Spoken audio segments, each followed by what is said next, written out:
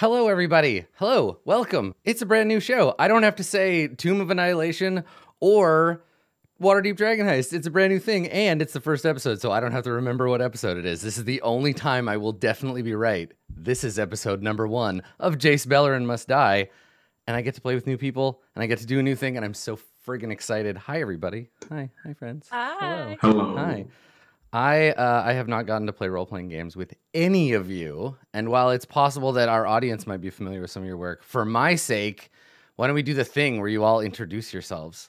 Do it for me. Do it for your dungeon master. Carlos, I'm gonna make you start. Carlos, Who are you? Who is Carlos?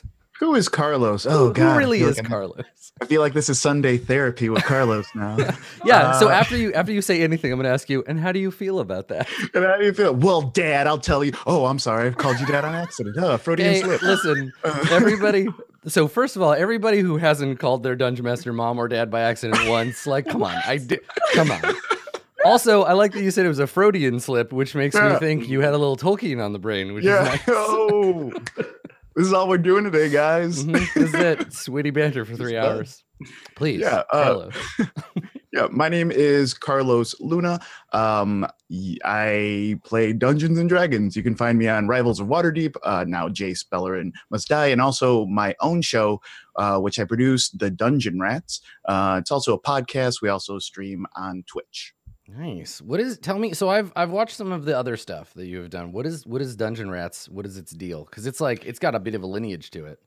Yeah, so Dungeon Rats is a podcast that we started maybe 2 years ago, and it's all improvisers from Chicago, and we play Dungeons and Dragons, but then I go back, I edit the episode, so I want to say like 80 to 90% is in character. I put sound effects, I do music for it, atmosphere, stuff like that. Cool. So a lot of production goes into it. I want to say each episode takes around like 20 to 25 hours to make. Oh wow, that's intense.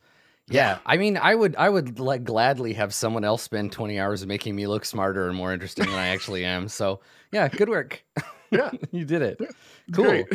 Yeah. So you've been doing the D&D thing for a while. That's exciting. Carlos is doing some good stuff. Go and check it out. Speaking of people that do good stuff, I'm gonna point. I did it. TK, tell us about yourself. What do you get up to? You have like kind of a relative. Is your show? So this you're doing a Ravenloft show, right? Yeah. Yeah. Yep. Talk about that because it's cool. Yeah. It's me. It's TK. Right now, I am DMing Tales from the Mists, which is a Ravenloft show. We are updating some classic modules from 2E and 3E. Oh, sick. Yeah, That's so it's really cool. great. Our first arc is in Feast of Goblins, so it's all in Cartacus and the rural southern core. We're going to be avoiding Barovia for a little while because Strahd is super duper busy with all the adventurers that come through there. I was gonna say I feel like people miss out on that for Ravenloft, where they're like, oh, Ravenloft, that's the Strahd thing, but there's a lot of Ravenloft. There's a lot of weird gothic stuff going on. Yeah, the Deme Plains of Dread are super big. Now this is pre-conjunction. It's pre-Grand Conjunction, so borders are mostly closed and there's no Shadow Rift. So if anybody cares about timeline stuff like that, there you go. Yeah, I was gonna say for the 4 or 5 people that knew what that was, me included, that's cool. I understand. Nice. Yeah, it's pre Grand Conjunction. Azalin Rex has not foiled himself. I feel like the last time I popped in when you were streaming, there were like 8 players. Like you have a lot. You like play with like regular like 6 people, I think. Yeah, we have a 6-person cast. So we have 4 regular players and then 2 rotating characters. Nice. So every 4 episodes, we're going to be rotating out with guests that have not been featured on Dungeons & Dragons, but that we feel like are doing a great job in the community. Last arc, we had Jess Ross from, she does D20 names. She does Bitches and Liches. Don't say bitch in the chat, guys. That's bad. Yeah, we can say whatever we want, but you're in chat. You can't. Chat is a hard rating. Get moderated. And we had Hannah Rose, who she just recently put out the College of Opera Bard on DM's Guild with Kelly Butler. And she also does, I think it's called Worlds Apart. I'm so sorry, Hannah. I promise. I know what you do. But this arc, we're going to have Celeste Conowitch from Venture Maidens, and we're going to have Dr. Megan Connell from Clinical Role. So we're going to have them for 4 episodes. It's going to be great. I feel like when I found out that there was a thing called Clinical Role, I got really upset at like a deep level because I'm one of those people who can dish it out, but I can't take it. I love making shitty puns, but when someone else makes one, I'm just like, ugh, how dare you? I do get super mad when somebody like finds the perfect name for a game or a show or something that I'm like, oh man, I'm so funny. And then I see somebody else has had that name for like 3 years. And I'm like, no. That's what happens when you come back to Dungeons and Dragons as a 30-year-old instead of being on the internet from infancy. Yeah, fair. Another brand new face over here. It's Masood. Masood, hello. How are you? What do you do? What is your deal? You actually have a good story. Can you share the thing that you told us in Slack about this show? Tell us about yourself, and then I want to hear that story again. I would love to. So I'm a comedian based in Chicago, and I'm also a huge nerd. So I play a lot of D&D with my buds. I'm currently in like 2 other campaigns locally. This is my first webcast campaign, so I'm very excited about that. Welcome to the internet. I do a lot of I've been on the internet. It's been good. But yeah, I do comedy and improv here in Chicago.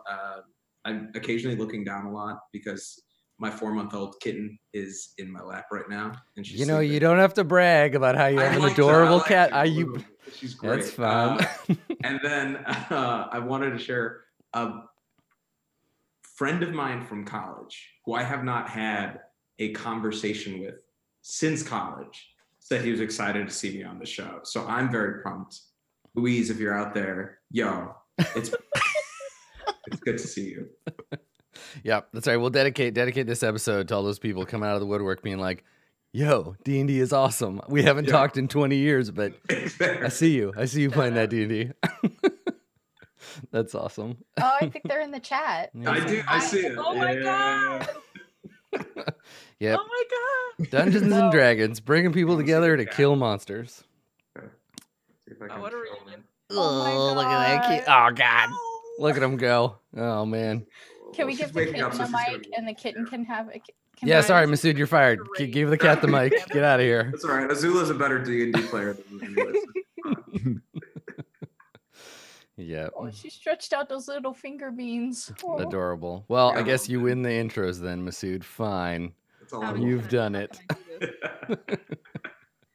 Awesome. Well, I'm glad to get a chance to play with you, and it's so exciting that you're doing your first internet thing with us. This is a great place to do it too. Like, welcome to the thing. I'm excited to be here. Yeah. Last but not least, it's Katie. Katie, help me. How do you pronounce your character's name? I'm gonna get you to do it again later, but like it's Road. Okay, good. Yes. Okay. Like the road. Right, road, like the thing you drive on, not roadie, like the person that lugs your guitar around. Okay. The person who won't leave Fall Out Boy alone. No. Got it.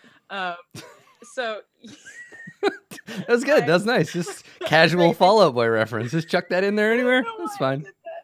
I'm feeling insecure because I don't have a cat to present right now. Yeah. And it's fine. I'll live. I'm Katie May. I'm also a Chicago dweeb. Just around. My D&D stuff. I do an all-women D&D podcast called Dungeons, Dice, and Everything Nice. We've been going for a few years now.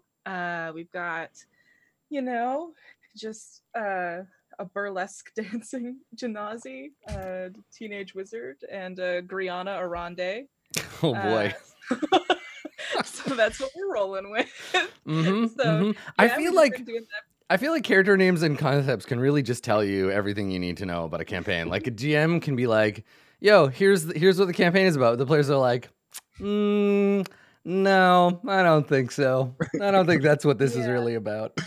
Yeah, that one started with them turning to me and going, hi, we'd like to work at a butcher shop. And maybe, okay. Sure, yeah. All right. So yeah, we do that. We've been doing that for a while, and now I did a live show with Carlos once for like 5 people, and now we're here. And now you're here. What's up? Like, it was a fun show. It was very fun. Yeah. It was very good fun. Yeah. Cool. Well, I'm super excited. Starting a new campaign is always such a great time, and there's always that like. There's this weird gap in between, and I was like super feeling it between finishing characters and like having all of that stuff ready. Well, mostly finishing characters. Carlos's character. Carlos, did you finish your character? Yeah, I finished my character. It didn't save, I guess, the first time I did. Yeah. Masood's cat ate your homework. I got it. That's fine. I understand. I know how it is. It's there now. Yeah, you're fine. But that space in between, like, we finished our character and now we've got to just like sit here vibrating with excitement before we get to play the first game. So I'm glad that we'll actually get to do that. So the way I kind of want to start things off, rather than do like kind of long-winded, out of context explanations of our characters and what they're doing here, I'm just gonna throw you right into stuff, and there's gonna be spaces missing as for why you're here or what the hell's going on with you personally, but we'll fill those in. Feel free to be like mid-action, be like, wait a second, and I flash back to like something, right? Like you can kind of move around a little bit to fill those gaps, but let's not rush. Let's jump in and do the action, and then we'll figure it out. But I have some questions for you to begin. So, and we'll establish kind of some stuff that's going on. So currently, the four of you find yourselves in the basement of a Boros Legion facility somewhere in Ravnica. It's a secret Boros base, not one of their traditional kind of out in the open operations. And you are in the basement, and you are here on special mission from your handler, who you know only as the Rose. And she has sent you to retrieve some intelligence. The Boros Legion has a report about some of the connected people and places in Ravnica to what your group calls the Peacock. That's Jace Beleren's secret code name. So Jace is we don't call him by his name because then people will find out he's the Peacock. So you're here to retrieve the Peacock report. It is a secret report within the Boros Legion that shows some of the people and places that may be connected to Jace Beleren, archenemy of peace and prosperity everywhere. And so you, in service to the Pact Breakers, have infiltrated this Boros compound, and you've gotten your hands on the document. You have secured the package. Unfortunately for you, getting out is going to be a lot harder than getting in. So tell me, my friends, choose one of these. So how did you get to where you are now? Did you attack the Legion base? Right? Did you have somebody bigger and tougher than you help you attack the base and who is still upstairs fighting for you? Did you lie your way in? Did you get in with deception, meaning someone else out there knows the truth, and maybe you bribed them or blackmailed them? Did you sneak in? Right? Did you trespass unseen? Or did you use some kind of magic to get in? I don't know, teleportation or intangibility, some other miraculous method. What do you think? How'd you get in here? I just want to go with lying. Yeah. Yes. Is everyone else feeling like? I feel like this is a good lying group. Yeah. Yeah, my deception is -2. I feel like lying is how I would have gotten into here. I probably would have like hidden in somebody's knapsack as they lived their way in. Okay, so it's a deception game. Ravnica needs people to clean it, and we're just a really ragtag janitorial crew.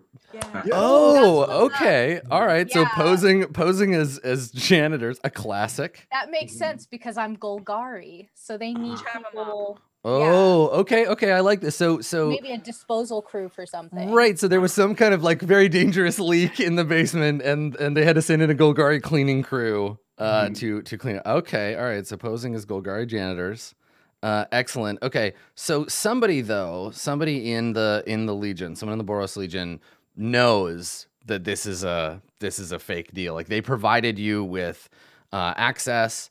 Who is this person? And what did you like pay, or what do you have over them that they let you in? Is it somebody important? Is it like a nobody who opened the back door? Like what's the deal? What do you think?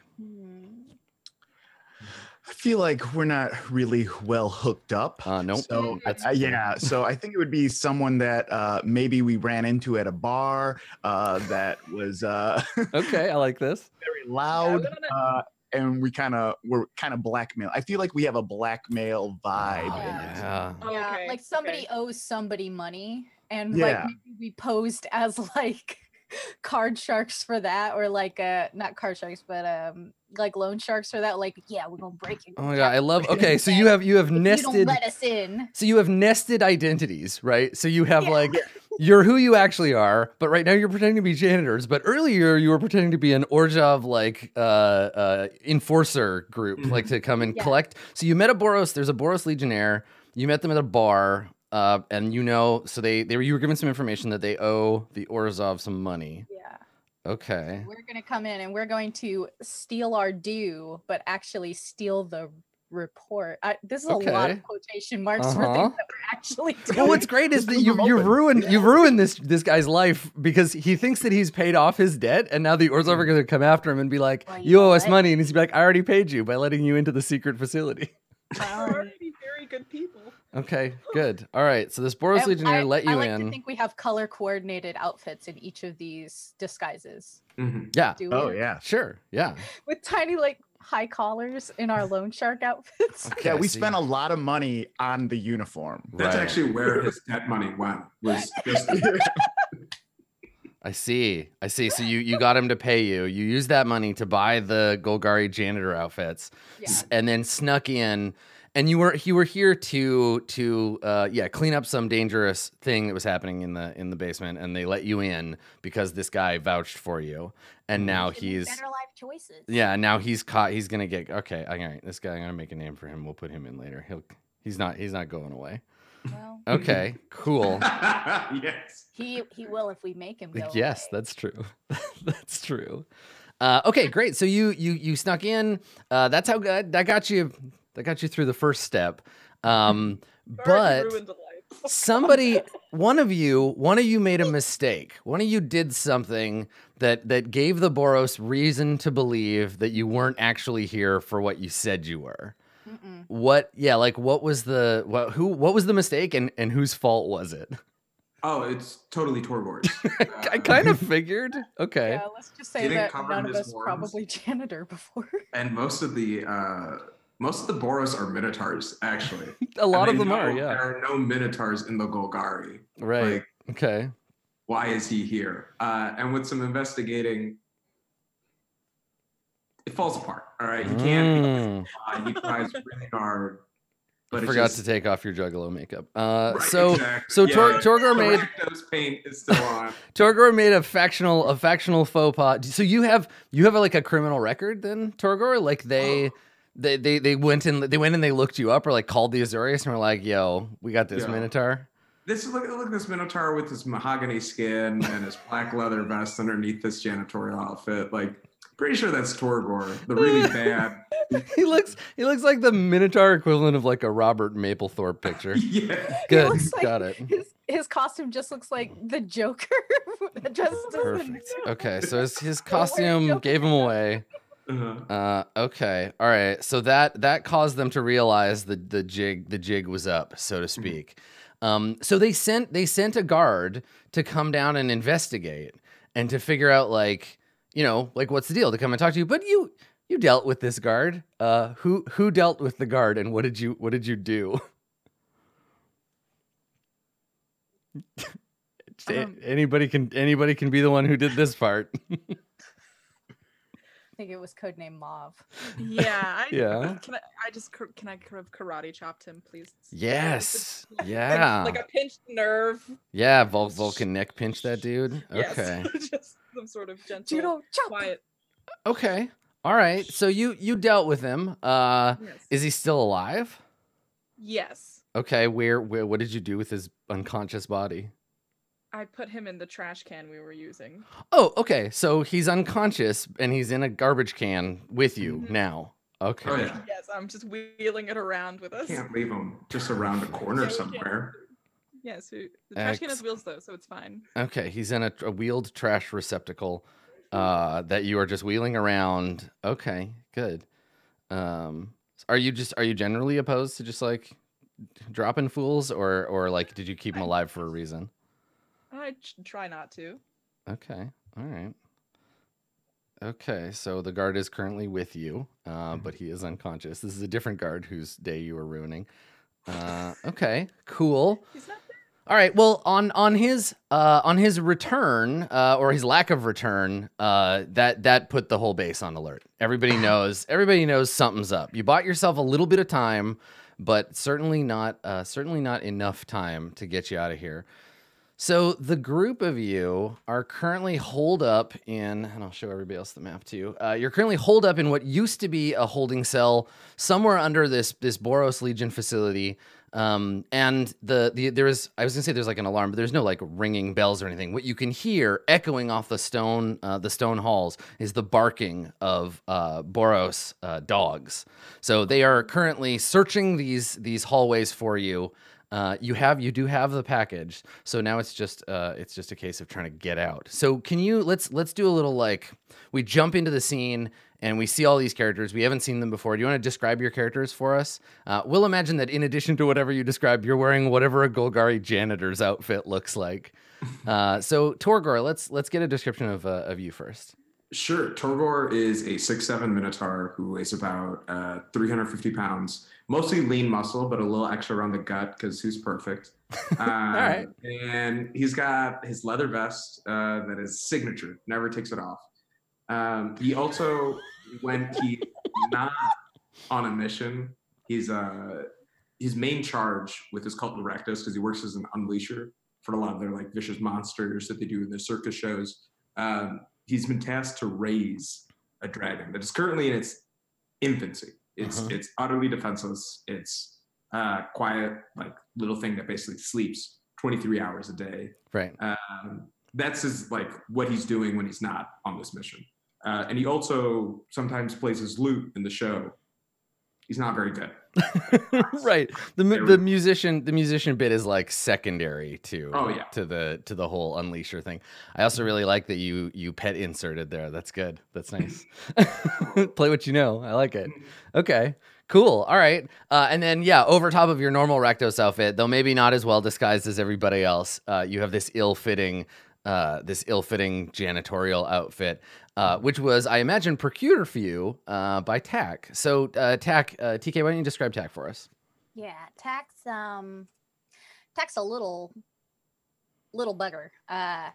Red skin, curly hair, with these curly sideburns, and they wear a lot of like patchwork leather clothing. You can't tell now. Right now, they have a Golgari janitorial outfit that is rolled up almost to the shoulders, right, just because goblins aren't terribly common in Golgari either. So I suspect they have almost the same size uniform as Torgor does, just like rolled up and pinned in places. Right. Wide flat nose, sharp teeth, yellow eyes, a ton of piercings in the ears and the nose, very like 70s like black metal rock and roll look to them. But they carry on their shoulder or sometimes on their hand a little black orb weaver named Atrax. Yeah, you have your little spider friend. Okay. Yeah, she's their best friend. Nice. I like it. I'm trying to find a trash bag right now. Okay, here. There's your friend. There's the soldier. Thank you. There's him. Cool. Okay. And then right next to Tack, we have Road. And Road, you currently have like a garbage bin that is sort of starting to wake up a little bit. What do you look like? Describe your character for me. Road is a pretty tall elven girl, but she's enlisted in the Guardian Project, as she is part of the Simic Combine, and she did undergo that process. So now she is part elf girl, part jellyfish. So she's got a lot of translucent skin going on. Now here's the thing. I don't think tentacles are the right words for jellyfish. I'm going to use tendrils because it makes me feel safer. Yeah, I was going to say part elf, part jellyfish, all anime.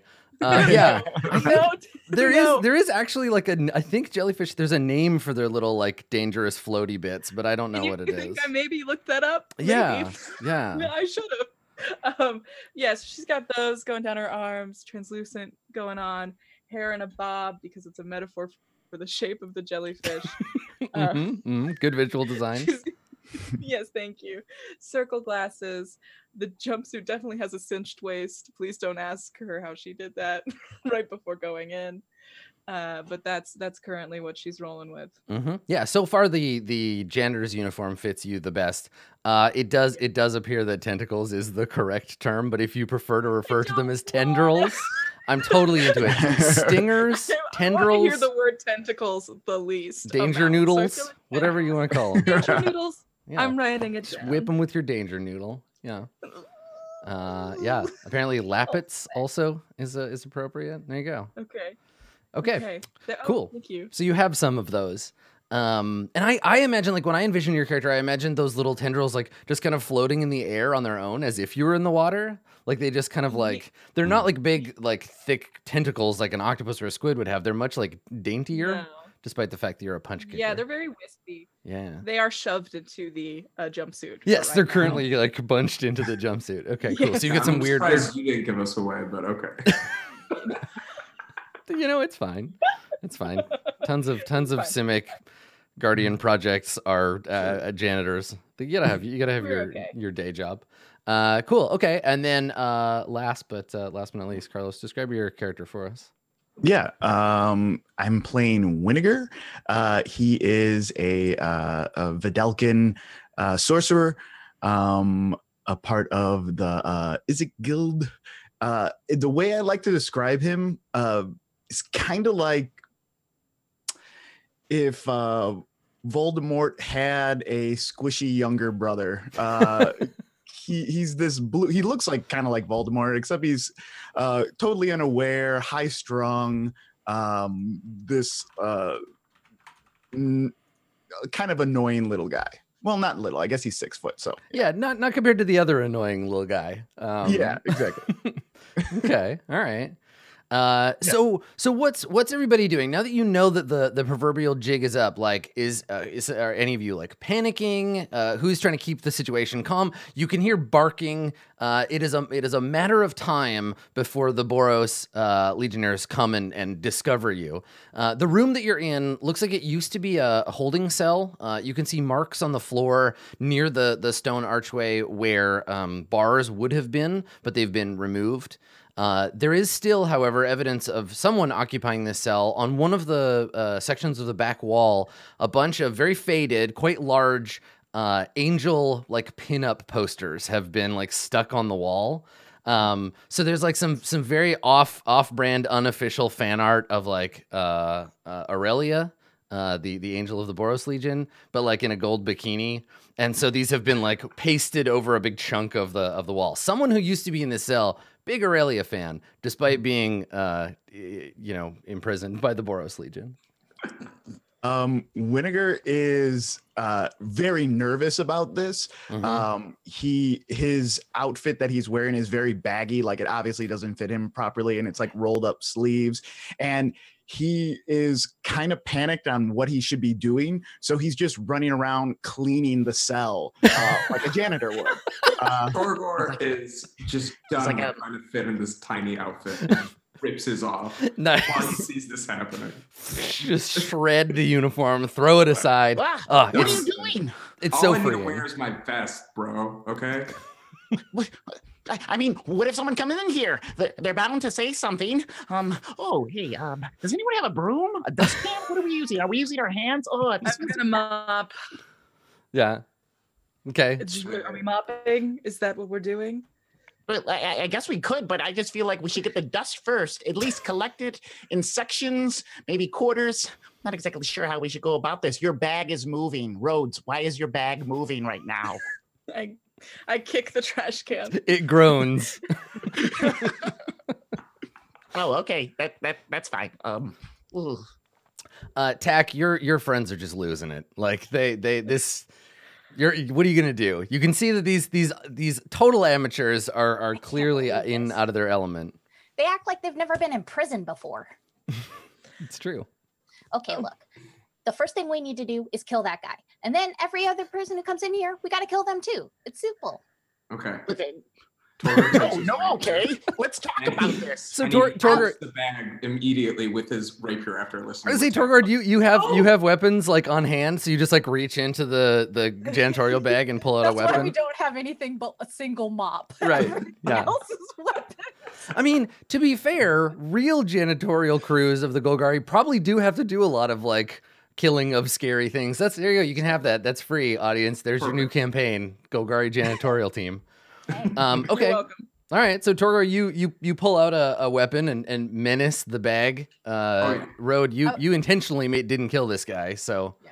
I would like to just specify that as Tack is chastising all of you for not already having killed this guy and then killed everybody else in here, they have tried to like slip through the bars of this cell, but their head is so big that they're kind of just stuck, and so they're kind of like nonchalantly hanging out between these bars like they meant to do it. right. Well, it's even better because the bars don't actually cover the whole door, so it's more like you stuck your head in to see if it would fit and got it stuck.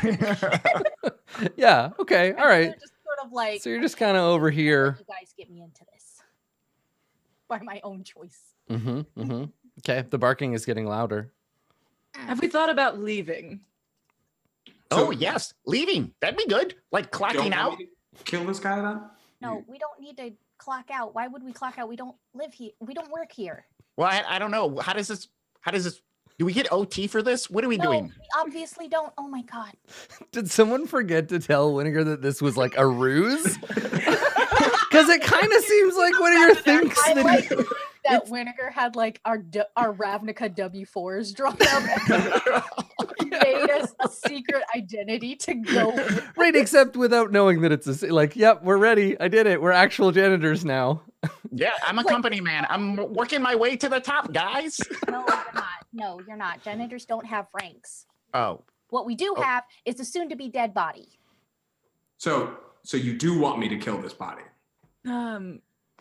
We could just leave it and go. Has he seen our faces? He's seen Rhodes' face only for a moment before he was karate chopped and thrown in the Pop his bag. eyes out. Okay. There's Wait, pop his eyes out? a scared and kind of half conscious moan from friend Garbage. but also like doesn't make without any eyes, he can still describe roads. He doesn't need I honestly don't see the logic behind that. Clearly, you're not so interested in cleaning, but the logistics of popping this man's eyes out. All Yeah, right. like Tack has like a little spiked melon baller. Ah! Where did you? Where did you get that? You had to have that made. There's no use for that. Tack, like their feelings are a little hurt. I thought it'd be cool, man.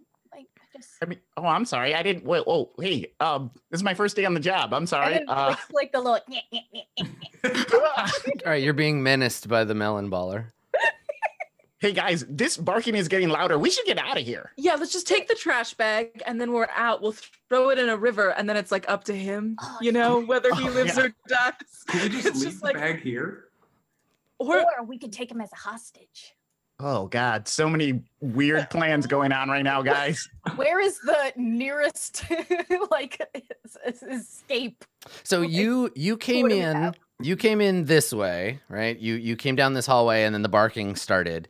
You were looking for an exit on your way out, and have not yet found one. Currently, you only know of the one way in or out of the basement. You know that above you there is a false front, a building that is supposed to be like an abandoned warehouse, but it's actually got a bunch of Boros operatives like in it, who you managed to bypass under the guise of being a janitorial staff.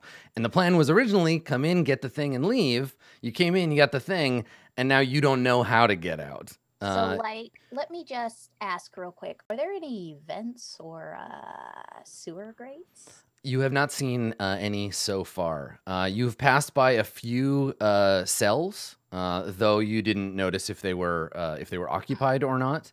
And there was like a storeroom, but you remember coming down a set of stone stairs, a spiral staircase from above, but haven't seen an exit so far. Tack's gonna like push their way like past everybody, even though they have like 0 strength. So it's really just like going between people's knees, and then start knocking on the walls. Like, how thick are these? Yeah, you wanna like look around. Okay, make a first roll of the game. Here we go. Make an I'm so excited. make an investigation check, Tack. Yeah.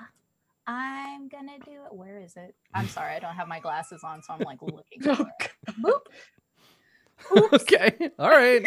All right. So while Tack is communing with the walls, you He's just hear like, speak to me, baby. yeah, Yeah. you hear the barking getting louder, and you hear a human voice shout in common, "I think they're in here." You can hear Guys, chains rattling. That's got to be about us, right? We need to skedaddle. Let's Running. yes, Running opposite sounds good. So let's get back. All right. Torgor walks into the hallway. Perfect. And as soon as Torgor walks into the hallway, we're gonna roll initiative, because Torgor, you see down the hall, you see an enormous dog. You see a mastiff slavering at the jaws, and there is light from a lantern behind it, and you can see carrying that lantern a fresh-faced young Boros recruit holding the lantern and a spear, and he sees you. And he's like, "There they are!" And then he lets go of the chain, and the dogs are gonna like rush towards you. Yeah. So let's go ahead and do that. So on your character sheet, nice, so fast. So the best way to roll initiative is if you highlight your token. I'll show you. If you highlight your token on the character sheet, you'll have an option for initiative. There'll be a little D20 that says "in it" on it. And when you click that, it just automatically adds you to the initiative order. Now, we can keep the initiative that you rolled already, but that's like easy mode way to do it. So let me add turns for codename Mauve. All right.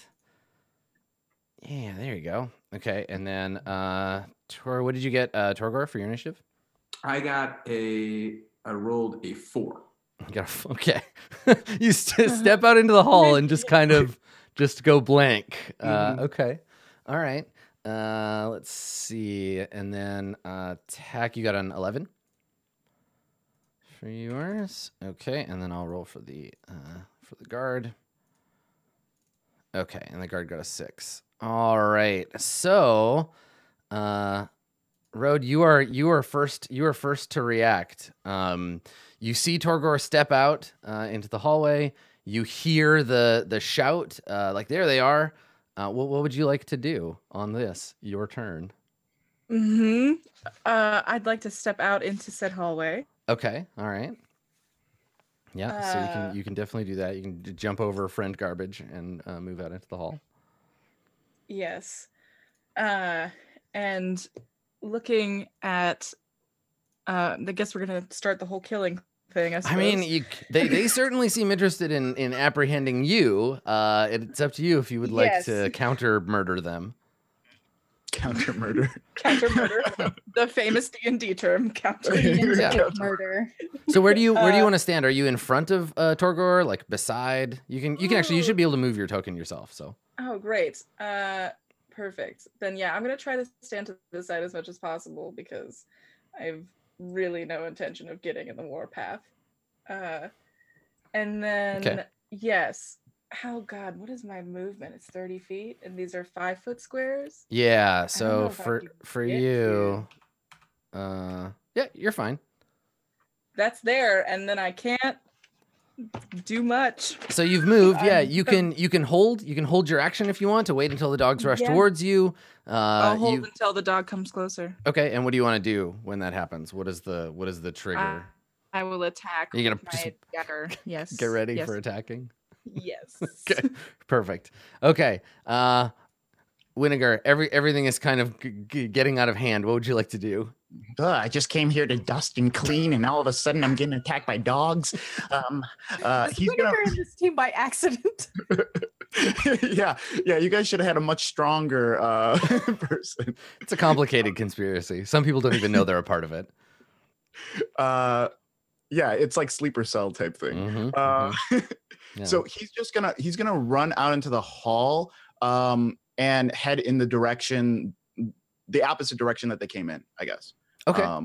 So he's not looking to fight anyone. Is that the same direction the barking's coming from, or you came? They followed you, so you haven't gone this way yet. You haven't gone Gotcha. north in the hallway. that's direction he wants to go then? Okay, all right. And you want to do 2 moves, or well, let's get you part way, and then see, because you can get this far, and then there's like a narrow hallway you can squeeze your way into if you'd like to keep moving. No, I'll just hang out right there and I'll just wait for them because I'm somehow in front of them. Yeah. And I thought we were all running. So he gets there and he turns around and he like looks and he's like, "What are you guys doing?" Like he's just wondering what's happening. Okay. All right. And did you want to hold an action like Road, or like take the dodge action maybe, or? Yeah, I'll hold an action. Okay. And what would you like to do, and what's the trigger for it? I would like to do the magic missile if they let the dogs go, basically. Okay. If you Yeah. let So them as soon as all right. So actually, you might as well do it now because that's the first thing that happens on the Mastiff's turn. So you can magic missile the first one in front of you. Excellent. Cool. Okay. So you can go ahead and cast magic missile. And then also tell us what your cool magic looks like. So he's a Vidalican, but he's a sorcerer, and usually they would probably be like a wizard or something. So he's kind of embarrassed of the fact that like it comes from his bloodline and like all that, and also no one's teaching him how to harness his power. Right. So he's made up names for all of his own spells because to him it's all new and he hasn't been taught anything. Okay. So he casts sparkly darts on the dogs, and he's like, "Sparkly darts!" He just wiggles his flame. Yeah. All right. And as promised, an enormous sparkly dart flies from your fingertips and squeals across the hallway and hits the Mastiff square in the forehead, and it falls over sideways and kind of slides a little bit on the floor and is put out. Puppies. And as soon as you are done, the other two rush into the hallway. So they run forward, barking and snarling. And I believe our monk had an action prepared for this. Yes. Dagger attack, please God. Oh, Nice. Okay, All so right. you That lunge out. does do it. You lunge out with your dagger. Yes, and attack. All right, 7 damage. Okay. Excellent. All right, so same thing as it runs. But I'm also not looking. I'm also just like, oh no. So okay, that's perfect. So the hound comes running up, jumps up towards you, and then just impales itself on your knife, which you already had sticking out. So yeah, it stabs itself on the end. There's a yelp of pain, and it falls over sideways, and you're standing there with this. I'm so sorry. Perfect. All right. So the remaining Mastiff is going to attack Torgor. So the dog comes running forward, leaps up towards you, Torgor, and let's see, what's your armor class? Your armor class 16. Okay. All right. So it attempts a bite. It gets a 16, so it bites you. You're going to take 5 piercing damage. Which, if you take hit point damage, the easiest way to like mess with this is if you click your token in the little green bubble. That says 10 right now. Yeah, that says 10 right now. You can either change it manually or you can just do the math in there. So you can either put 5 or you can put -5 and it'll do the math for you. I have forgotten how to do basic math because of this feature. So it leaps up on top of you, big paws up on your chest, and it bites your shoulder and tries to push you to the ground. Can you make a strength saving throw for me? DC 11. Let's see. My strength saving throw. Yeah. Yeah, and so you should be able to just click strength save on your sheet. Yeah, there you go. All right, nice. no big dog knocks Torgor to the ground. So it's just kind of up on you, like biting you and trying to push you down, but you're big and strong. You're fine. Is it a turn order wise? It's Tack's turn now. Oh, perfect. Yeah, Tack, what would you like to do? It's me. And Jumps into the hallway. Ha, it's me. Tack is like super excited because this is what Tack was promised would happen when they Right. came to the Boros thing. And they were like, that's fine. I guess we'll just wait to kill someone. That's fine. I'll just wait. We'll wait, Ajax. It's fine. They'll need us soon. Don't worry. And now it's like freaking front flipping and like jumping on the back of this Mastiff that has its paws on Torgor. And it's like, Just like run out stabbing. with this Excellent. little, it's tiny rapier named Thistle, and I'd like to do sneak attacks. Yeah, totally. You're set up for a sneak attack. Torgor is very much distracting this thing. So if you hit, you can do your extra damage. But yeah, go ahead and make your attack roll. Heck yeah, I do it. Oh yeah, you do. Ooh. 24. Nice. Okay, so you get your regular damage, then you get your extra sneak attack damage. Oh my gosh, I'm sorry. I was excited. I'm excited too. Tack seems to really be enjoying themselves. There they are.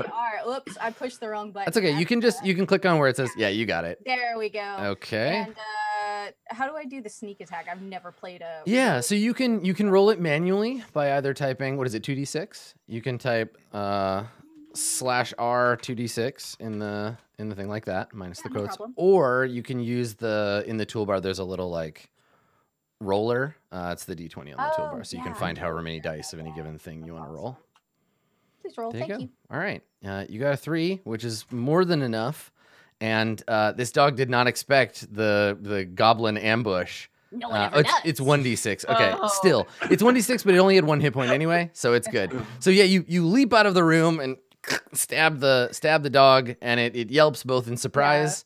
Tack and is in like pain. screaming and hysterically laughing. They're just like covered in blood. They're just, Excellent. Okay, so down the hall on his turn, the guard sees all of this happening. All 3 of his mastiffs are dead, and he decides to beat a hasty retreat. So Wait. he turns around Oh, God. and starts running down the hallway. So much for Boros bravery. And so he runs off down the hall, shouting like, "Help! Help!" How far away does he get? I mean, he's out of your sight now. He disappears into the darkness beyond your vision. What do you want to do? The other way. Well, I like Torgor huffs a little upset because he really wanted to like go down for a chase, but he knows it's not the time. Yeah. Well, they all like all the fighting that was available to you is now no longer available because everything is dead. Oh, whatever. Oh God. He turns around and he's like, "Just let me hit the next thing first, okay?" And Sure, and he whatever. just gets ready to Just, move like, with other wipes people their in the dagger opposite on. direction. Okay. All right. So, does anyone want to pursue the guard, or are you gonna try to go the other way instead?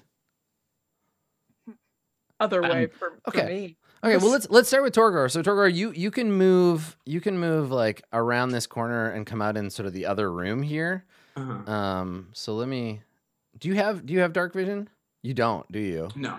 Okay, all right. So you can get about this far before you realize it is too dark to go past where you are right now. I had assumed that because he's so responsible that Winnegar would be the one holding the light source, also because he's a sorcerer, he's got a free hand. So now, now you just have this darkness. There's a dark room beyond, and you can't see what's in there. You know what I'll do though? Before I move forward, I'm gonna use second wind. Yeah. Okay. Get some HP back. Get a little bit of health back. Yeah. Okay. Cool. Yeah. Go ahead and roll that. So you move up there into the dark. Use your second wind, and then you're gonna start pushing there. Okay. Cool. So you get your hit points. You're back to full. Yeah. Okay. Road. You have two dead mastiffs lying near you and a knife in your hand. And I apologize one more time. Tack looks like they're looking for somebody else to kill. Like it looks like they're not done yet. Good God. I apologize to the dogs one more time, and then I follow. Okay. I follow, heading out. Okay. I'll move my token. Yeah, go ahead. What are the okay? Okay. So same thing. You come up behind Torgor, and there is darkness beyond. Great. I just throw an expectant look at Winnegar, like, Yeah, yeah. Now for you, you have dark vision. The Simic Combine was Yeah. able to give it to you, so you can actually push past Oh, Torgor if you bless. want. Yeah, perfect. Then yeah. I will do just that. Okay. What is my movement speed though? Oh no, now everything's dark. This is terrifying. Okay. Yeah. I so think that's too far. No, you're good. I think you can. I Here? think you can get to there because you only went. You were like Okay. you were here, 35. You can actually go like all the way into the room Oh, if you want. I'm all the way in, baby. I'm all Okay. in. All right. Yeah. Go As, ahead. Road passes me. Mhm. Torgor asks, "Can I hold on to one of your tendrils for guidance?" I cannot stress this enough. Absolutely not. I mean, you know, the Rakdos as an organization are not known for their like good consent practices. So Torgor is learning. That's Yeah. nice. It's good to Yeah, see. good. May I touch your tendrils, please? So hey, you made this character. Now you got to live with it. You did this. So you come into this room, and it looks like there's been some construction that has been done here recently. The walls are like everywhere else in this sort of sub basement. They're like a little grimy, and the masonry's old and kind of chipped. And then right here in front of you, there is a wall of like brand new brickwork. And it looks like there was an archway that might have had a door in it at some point, but that has all been bricked off. And more to the point, there's like a wheelbarrow with some bricks in it, and there's some bricks like on the floor. It looks like they bricked this area off relatively recently.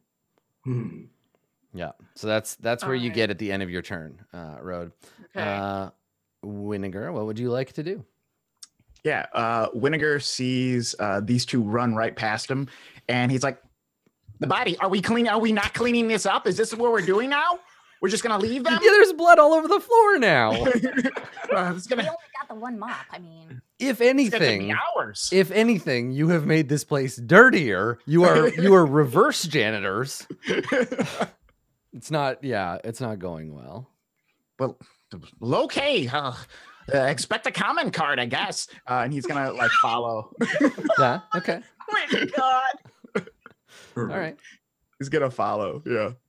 Okay. Yeah, go ahead. So you can kind of like move past Torgor, which is good for you, Torgor, because Winnegar has the light. So yeah. Perfect. Okay, yeah. So Carlos, go ahead and move yourself up back there, and you can squeeze into the room. Yeah, there we go. Okay, so you come around the corner and you see much the same thing that Road saw, the brickwork blocking off the way out. All right, Tack, what would you like to do? Hey, Tack.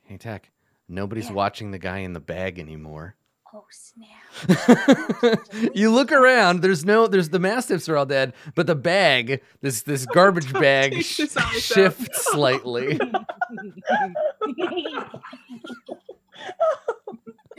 How far can Tack move? I think what's your without stabbing the bag?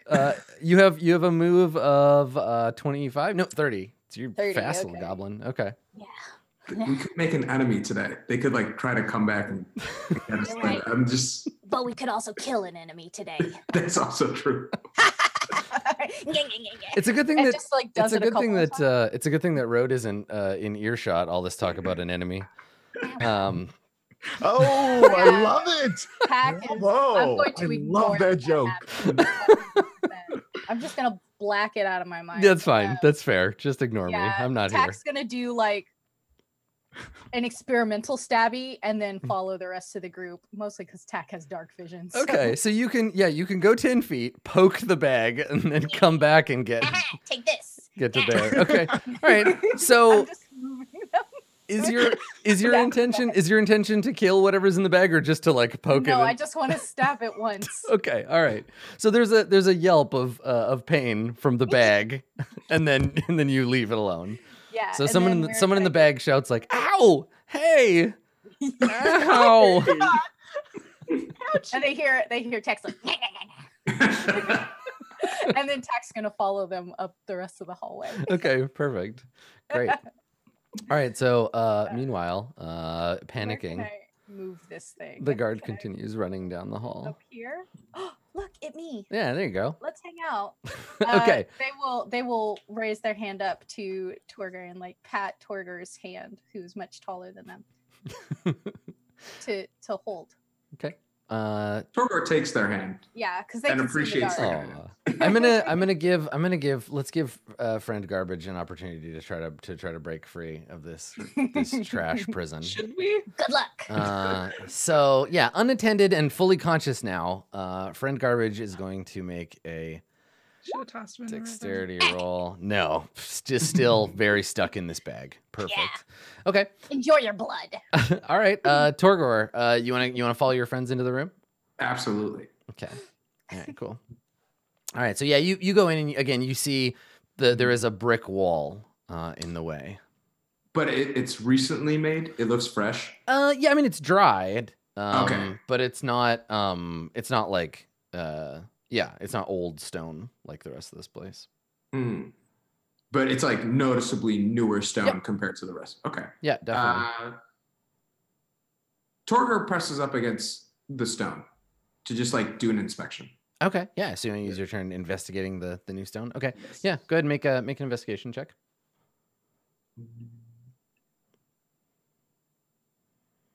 And we'll see what you can figure out about this brick wall. Okay.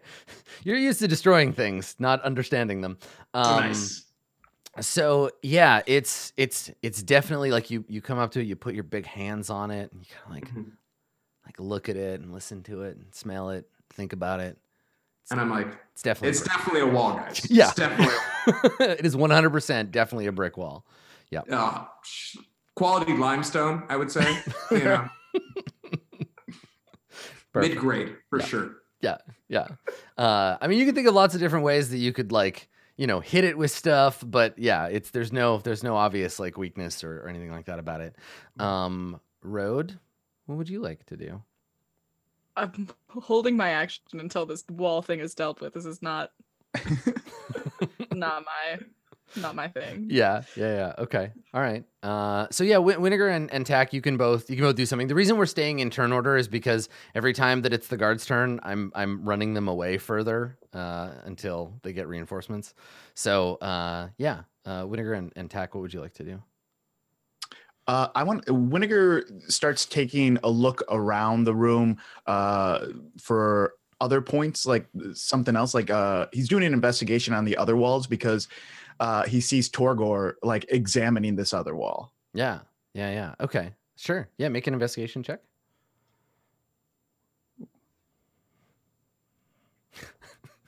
Fighting good, investigating bad. Everyone has been terrible at it so far.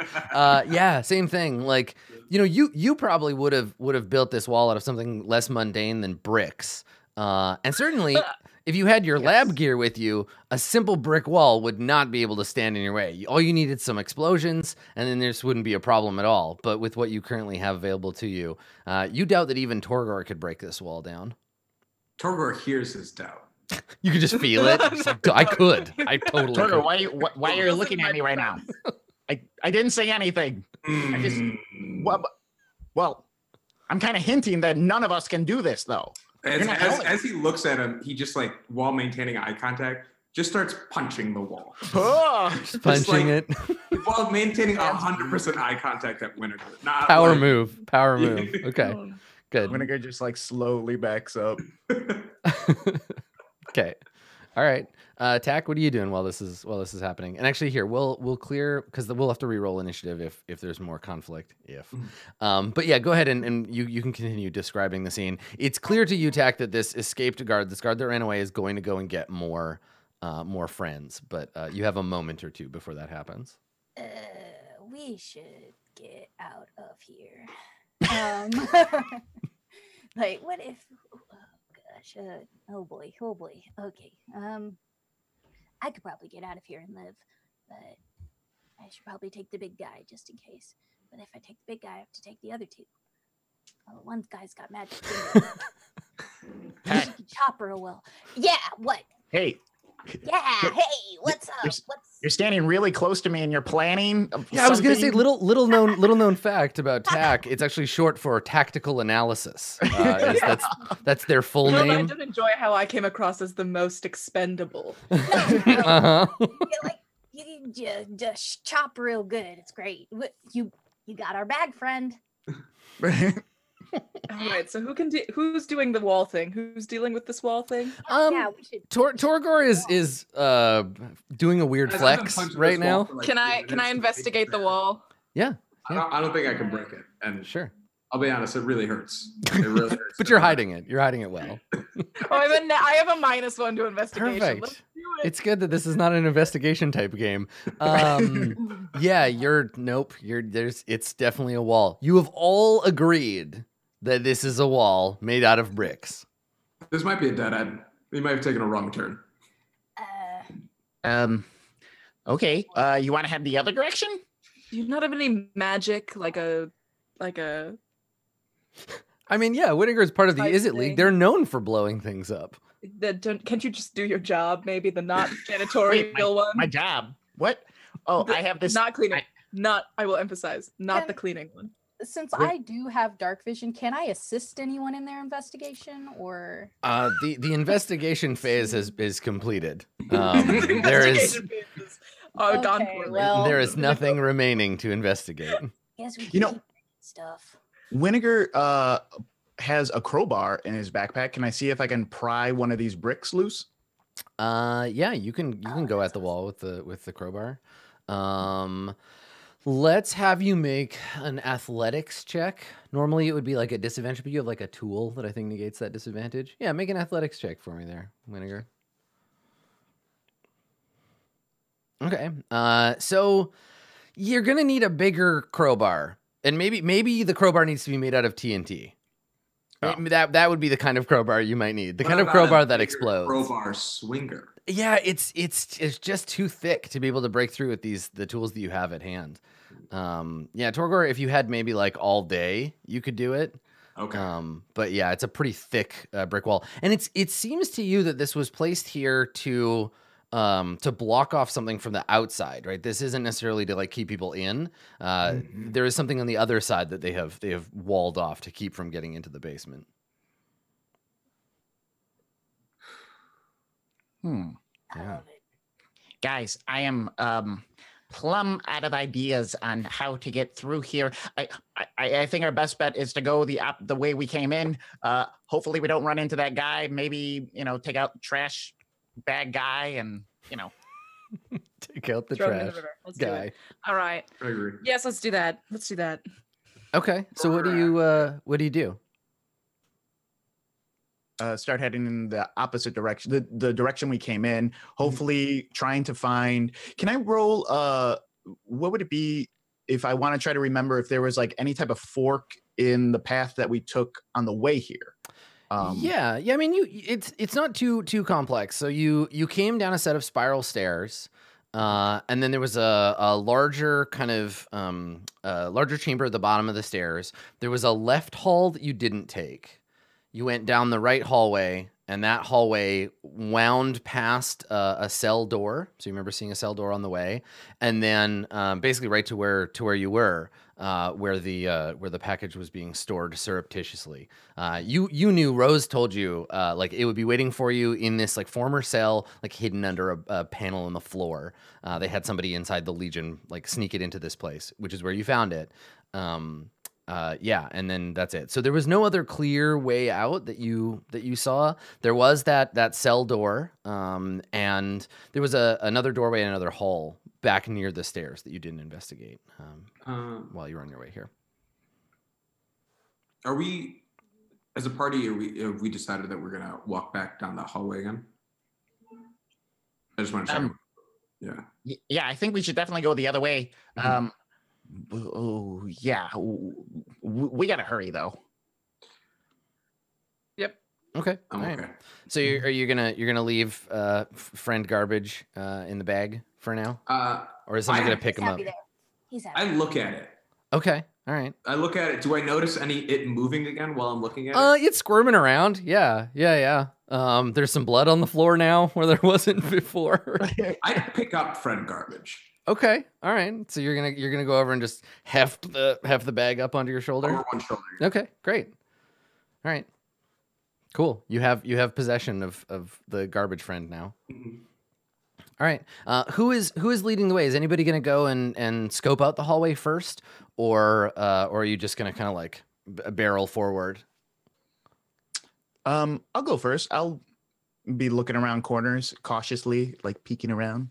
Okay. I'll Yeah. follow behind with friend garbage. Okay. All right. So you all kind of get to. I'll bring you to where the cell door is, because that's kind of the next thing that you see. So you're all heading down the hallway, and you hear as you approach, you hear a voice from the cell, and someone approaches the cell door. It appears to be a merfolk. She looks like she's just come up out of the water. Like she's still got like water glistening on her scales. She has like bluish green skin. She's wearing a prisoner outfit, so she's got the Boros kind of burlap uniform with a prisoner number painted on it. And she puts her webbed hands up on the bars as she sees the light. And you come around the corner, and she looks up at you, and her eyes do that nictating membrane thing. And she says, "Hey, what's going on?" Hey, just normal janitor stuff. That's all. God damn it. Toreador just mutters under his breath. Picking up garbage and making sure everything is squeaky clean. Make a deception roll.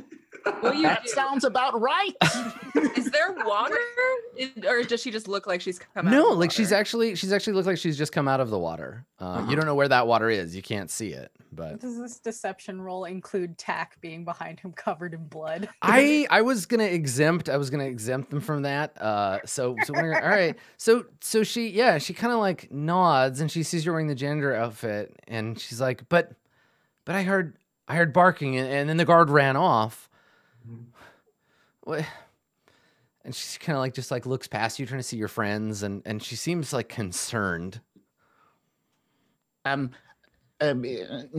need for concern. I see the look on your face.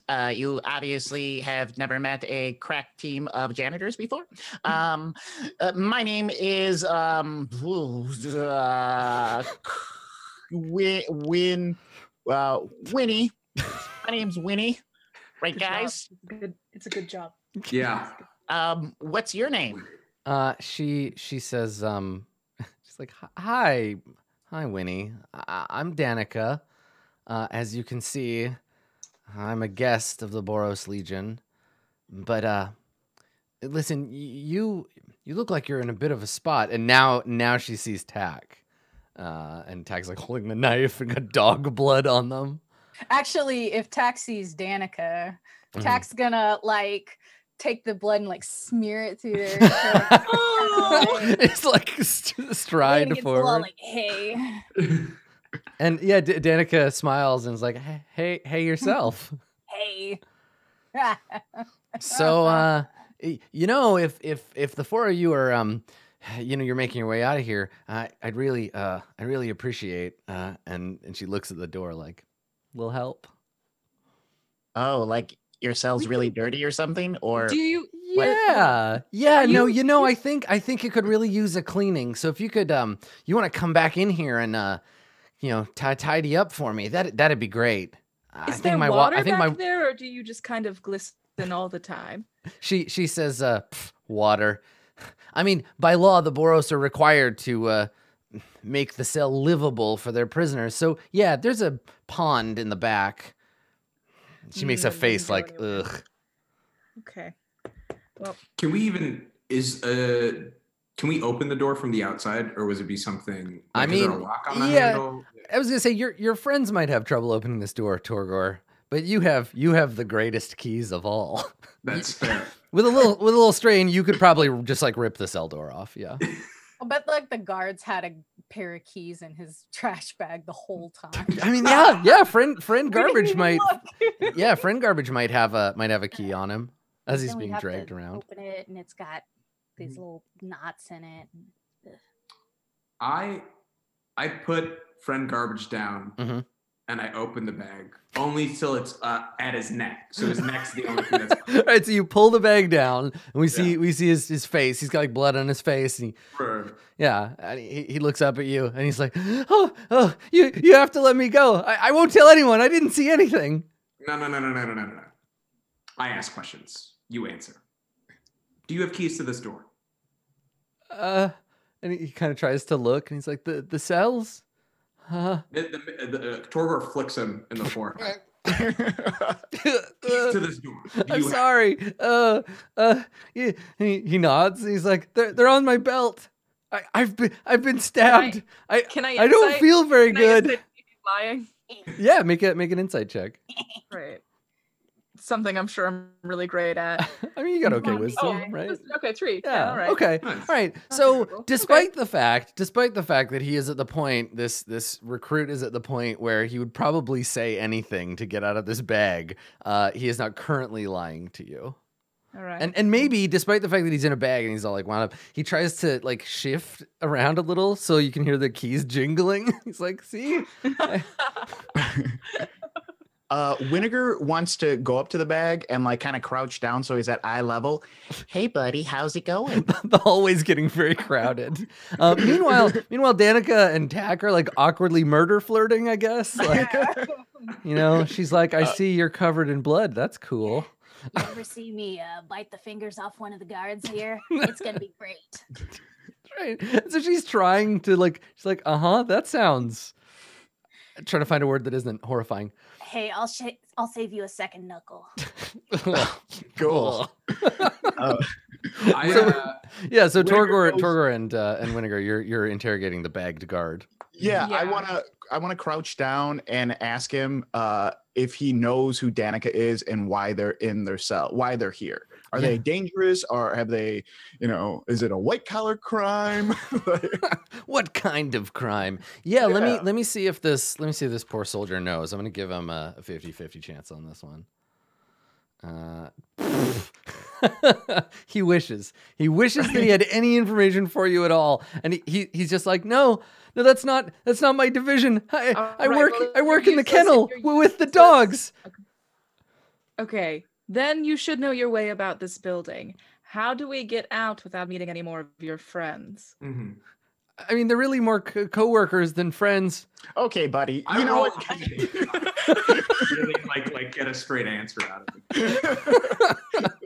I'd be like, all right, tell us the way out now. He's like, I got a rich social life. Yeah, after I like, get out of work." listen, my actual friends, I have friends outside the Boros Legion. I work okay? to live, not live That's to right. work. Okay.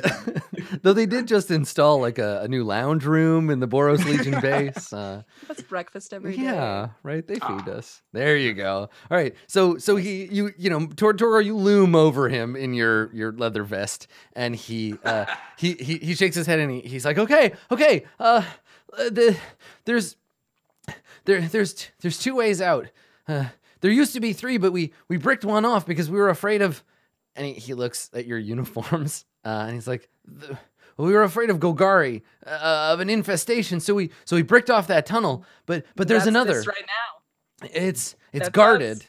and he says he's like trying to gesture. It's like, it's that way, past the stairs, the hallway to the north. There are a few more cells. It's either that or the staircase out and back up through the garrison. I want to roll insight to see if he's lying about this. Yeah, totally. Yeah. Let's see. See how insightful you are. Oof. Definitely. Ouchie. Yeah, he is totally lying to you. It's a trap. That's definitely that. Yep. You're very certain of it. Hey, buddy. And Are he blinks hard. You lying? You can see he's a little pale. Like he's kind of trying to stay conscious. And if you look behind you, Torgor, there's like a smear, like a blood smear that leads all the way back to where you picked the bag up. The garbage bag appears to be leaking slightly. And so he looks up at you, and he says, "Listen, I never even wanted to join you, Boros Legion. I wanted to be a lawyer, but they said I could pass the bar. So now I'm a soldier. You get out through the sewers, but it's guarded. There's more guards because the sewers are dangerous to merfolk. Forever ask you." And he's just like kind of dipping in and out of consciousness. I say rest now while pushing his head back into the garbage bag. Shh, Oh, quiet wow, what a quiet now. bummer. Yeah. Does anyone else have any questions before I completely submerging. Yeah, myself. I got a question. Pick me. Tack. Can I bite off 2 fingers? Okay, put him back in the Come garbage. on. Come on, you're just showing off now. Right. I So say- I imagine at a goblin bar when you order 2 fingers of whiskey, it's a different thing. Yeah. Like the shot glass with some fingers in it. Yeah. So Torgor, you shove him back in the bag. And once he's shoved back in the bag, I say, and now he knows too much. And I take out my dagger and I stab him. All right. So you're just gonna pinata this Bloody dude. High five. Yeah. Okay. This is dark for Torgor even. Torgor was like, whoa, did not see this coming. Yeah, like Torgor, all the murder that you're used to is much showier, right? It's usually like there's fire and like juggling saws and what have you. But all this stabbing people in bags, that's I love it. yeah. This malicious death is not Torgor's. Yeah, there's no theater in it. And then after I do it, Already, I like Yeah, I just sort of dismissively wave my hand and go, he was suffering. I go then to, because you mentioned merfolk as like possibly guarding the other way out, I pull the door open to try to convince this merfolk to also join us on our way out. yeah, you wanna just walk over there and yank the cell door Yeah. open. Okay, all right. Strength check or Yeah, it'd be athletics. Athletics. Yeah, it'll be an athletics check. And while he's doing that, I'm searching for the keys on the guards. Okay, sure. All right. Think Yeah, just in you case that fails. you stab him. Wait a minute for him to die in the bag, and then open the bag and start going through his stuff. So yeah, he the guard has on him. He's wearing a chain shirt. He has his now bloodstained Boros tabard. He had a helmet, but he lost it in this scuffle. And yeah, on his belt, he does have a key ring with like a half dozen metal keys on it. So you God, go I ahead. hand them I to see the Whittaker. key ring with the door in my hand. Yeah, right, exactly. So Rode, you turn holding the key ring, and Torgo's just holding the bars, and like chunks of stone like falling off of them. Like I hand the keys to Whittaker and I say, you can deal with this. Oh, this is. Oh, it's so. Why is it sticky already? Oh, this is so gross. He puts it in a little pouch. Tack will very irritably look at Winnegar and be like, "Oh, I can't have 2 fingers, but she can kill a guy. That's fine." Listen, there's, No, I see what's going on. It's fine. I'm not okaying any I of this used to stuff. What is Danica doing now that there's a door open? you know, Danica's excited. Danica's excited that she is being given her freedom, but she isn't totally certain of it yet, right? Like it's like the door is gone, but there's still a bunch of very aggressive looking people standing in front of her, and so she Right. looks at you, Torgor, like, "Are we good? Can I come out?" I'll be like, are you good? Do you want to come out? She nods and she says, she's like, I'd kill a man for some fresh water, but what? I assume I have some on my. Yeah, if you're carrying like water with you, you could totally give her some. Yeah. Yeah. So Yeah, I do so.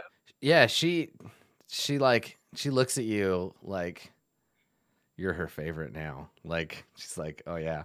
And instead of drinking it, she takes the water and just pours it on her head. And yeah, just closes her eyes and like sighs in relief. And she's just like, oh, I've been swimming around in that stagnant pond for I don't even know how long. Now listen, you are clearly not janitors. What are you doing down here? We're looking for a way out. Huh, good. Me too. Mhm. I heard that bleeding garbage bag say something about another exit. First of all, he was a person. We all need to remember that, okay? Okay. Let the beautiful one talk. Everyone stops and looks at each other like, who's Tack talking over? It's me, right? Me? It's- Who are we- Is it you? Is she talking about you or me? Are they? What do they want? Yeah, they're talking about you. Yeah, Danica smiles at Tack and it's like, cool. You're all a bunch of Spider-Man meme. yeah, you, me, you, this guy. And so Danica says, I don't know. I had a bag over my head when I got brought down here. They dragged me down the stairs and threw me in this cell. I don't know.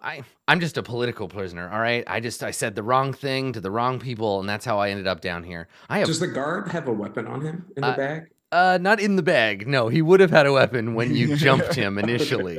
I think that was Rhodes' responsibility. So, Rhodes, would you have kept the guard's weapon? Oh yeah, sure. Okay, Yes. so somebody then has a spear. Danica, how good are you with a spear? She looks at it and she's like, I present it. I'm not. Let me look at her. You give her a spear and she's like, "What? You think I'm good with a spear because I'm a merfolk because we live underwater? No, Is that it? no, Yeah." no, The great Sorry, irony, I and you can't see this, is that the Simic merfolk does indeed have a spear on her character sheet already. So she's just like, you know what? Give me the fucking spear.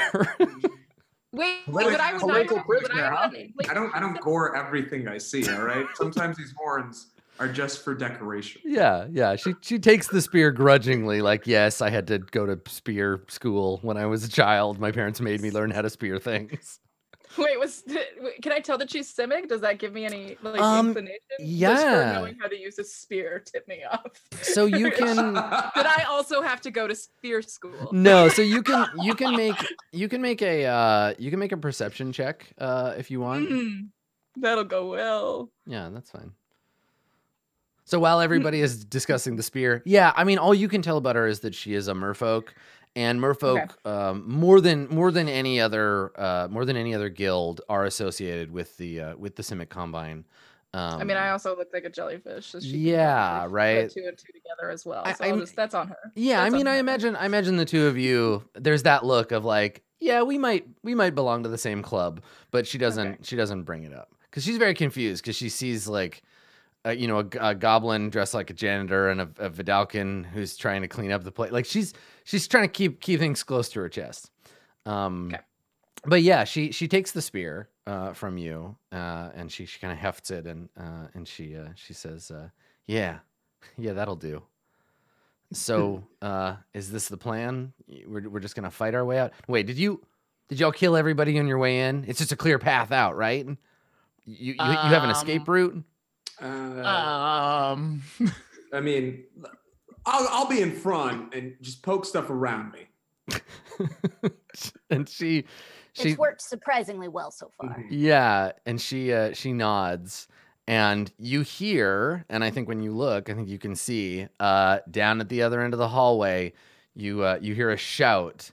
And it looks like the guards have returned. So when you look, Tack, you look up the hallway, you see a guard holding a spear, and he turns over his shoulder, and he shouts. He's like, "Here they are, the ones that killed the dogs, the intruders!" And you hear you hear a couple more voices. Those guys. You hear a couple more voices, and the rattling of armor as the reinforcements arrive, and your new merfolk friend hefts her spear in preparation, and I think that's where we'll take our break right before we roll initiative again and get attacked by guards. So stick around, everybody. We've got lots more Jace Beleren Must Die premiere episode right after this. Woo woo.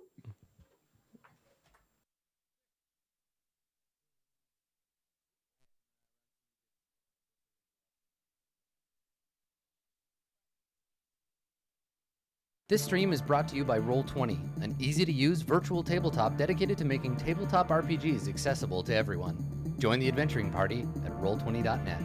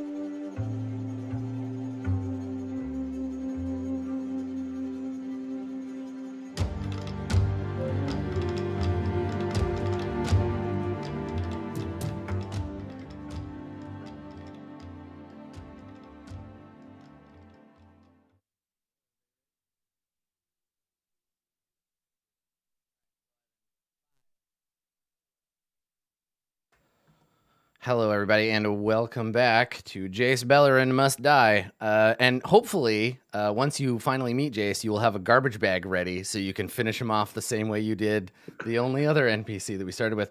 So let's see where we're at here. Deep below the streets of Ravnica, in the secret storage facility of the Boros Legion, we find our heroes and their new friend Danica. Beset by Boros legionnaires. They have discovered you, and your stealth operation is busted. So let's roll initiative. These guards are going to try to apprehend you, and I assume you're going to try to not let that happen. So yeah, you can go ahead and roll initiative, everybody. I will do the same for the guards. And for your new not friend, been able to figure out how to add a turn. yeah. So if you left click on your token so that it is highlighted, and then on your character sheet, if you click the word initiative, it'll auto click it first. Yeah, exactly. There you go. Yeah, that's how that works. Oh, I did very poor. Okay. I did it. Yeah, there we go. Okay. I computered. And We're all then- competent. Oh, I should put my Merfolk. actual microphone on. There you go.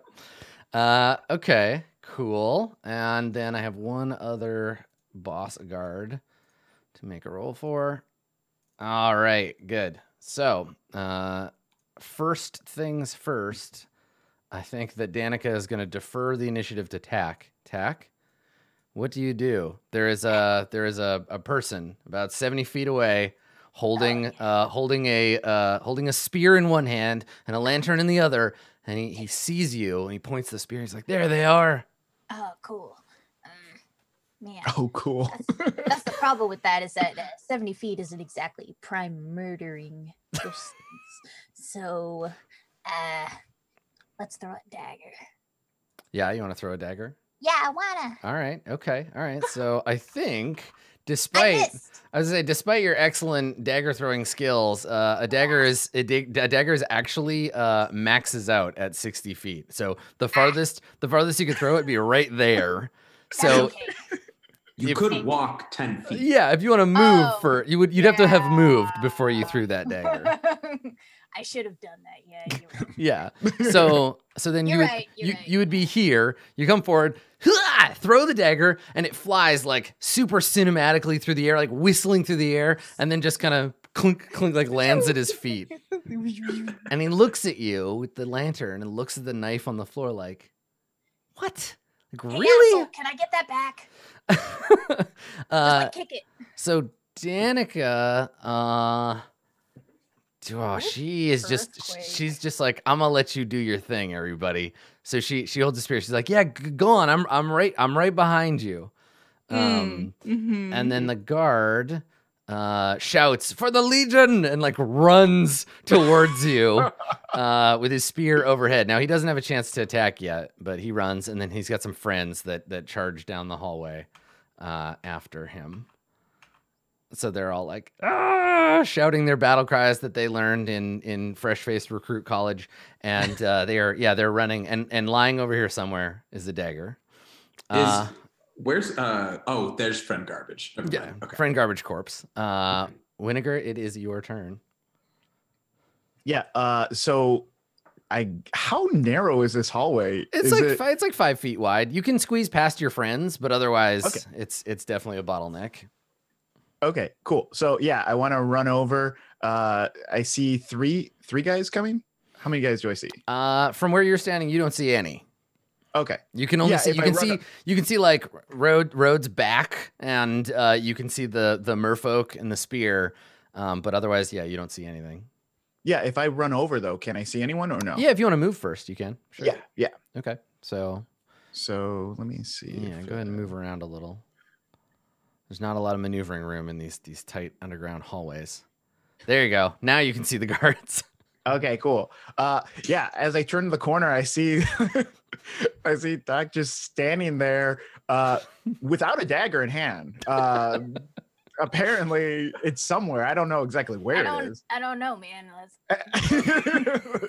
I get excited. I get the excites. I don't know. And I'm going to yeah, I'm gonna magic missile these two guys too, I guess.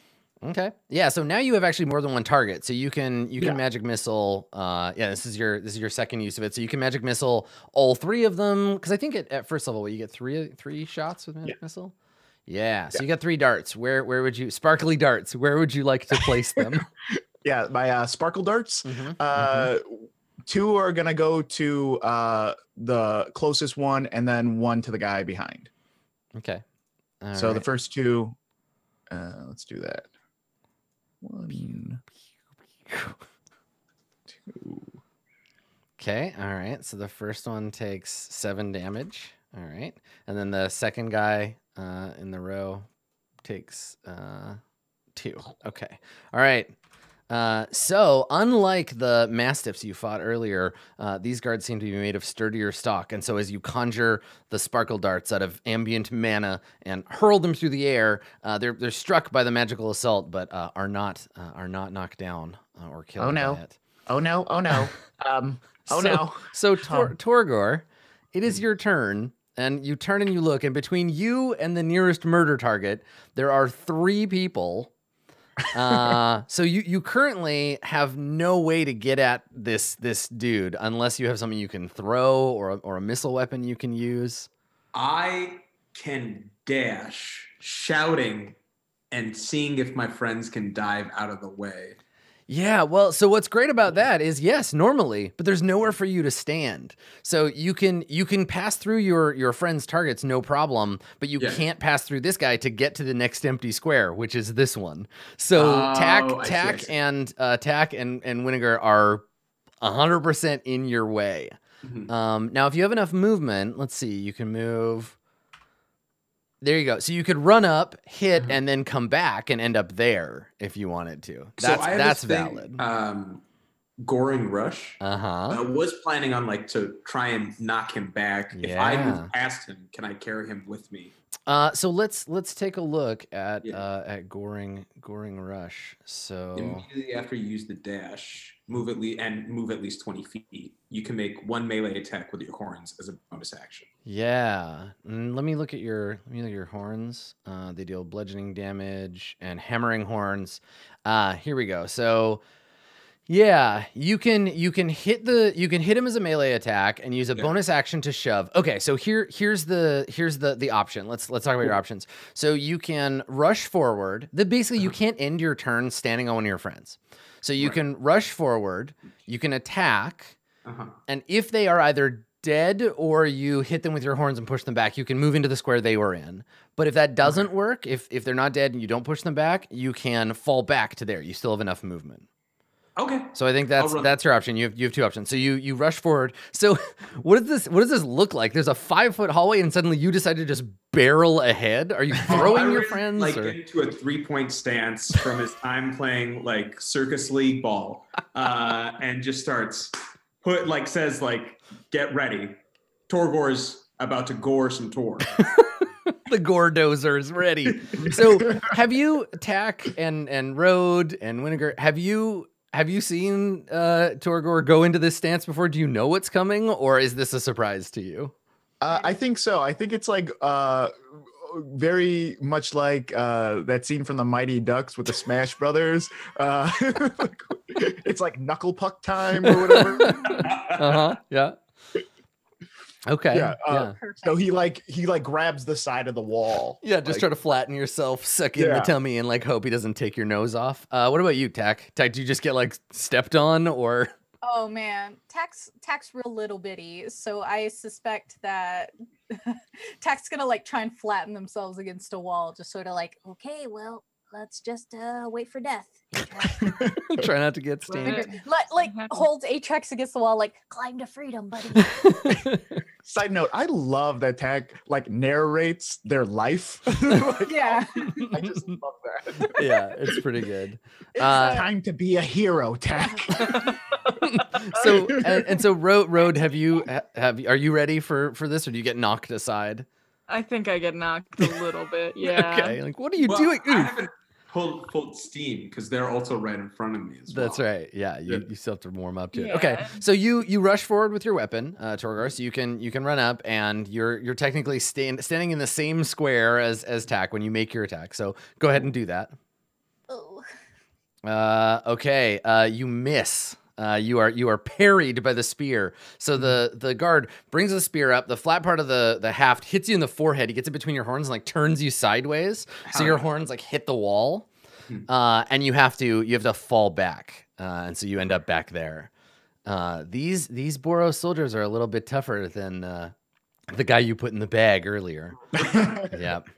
So the bag boy. So Road, back here at the end of the line, there's no way for you to get in there now. Like the hallway is just crammed up. What would you like to do? No.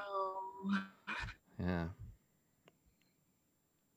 I guess I'll hold again. My new signature move, holding my action Yep. until an enemy gets within range, I suppose. Okay. Yeah, and you can move and then I'll hold your action. Do you want to be somewhere different, or do you want to stay where you are?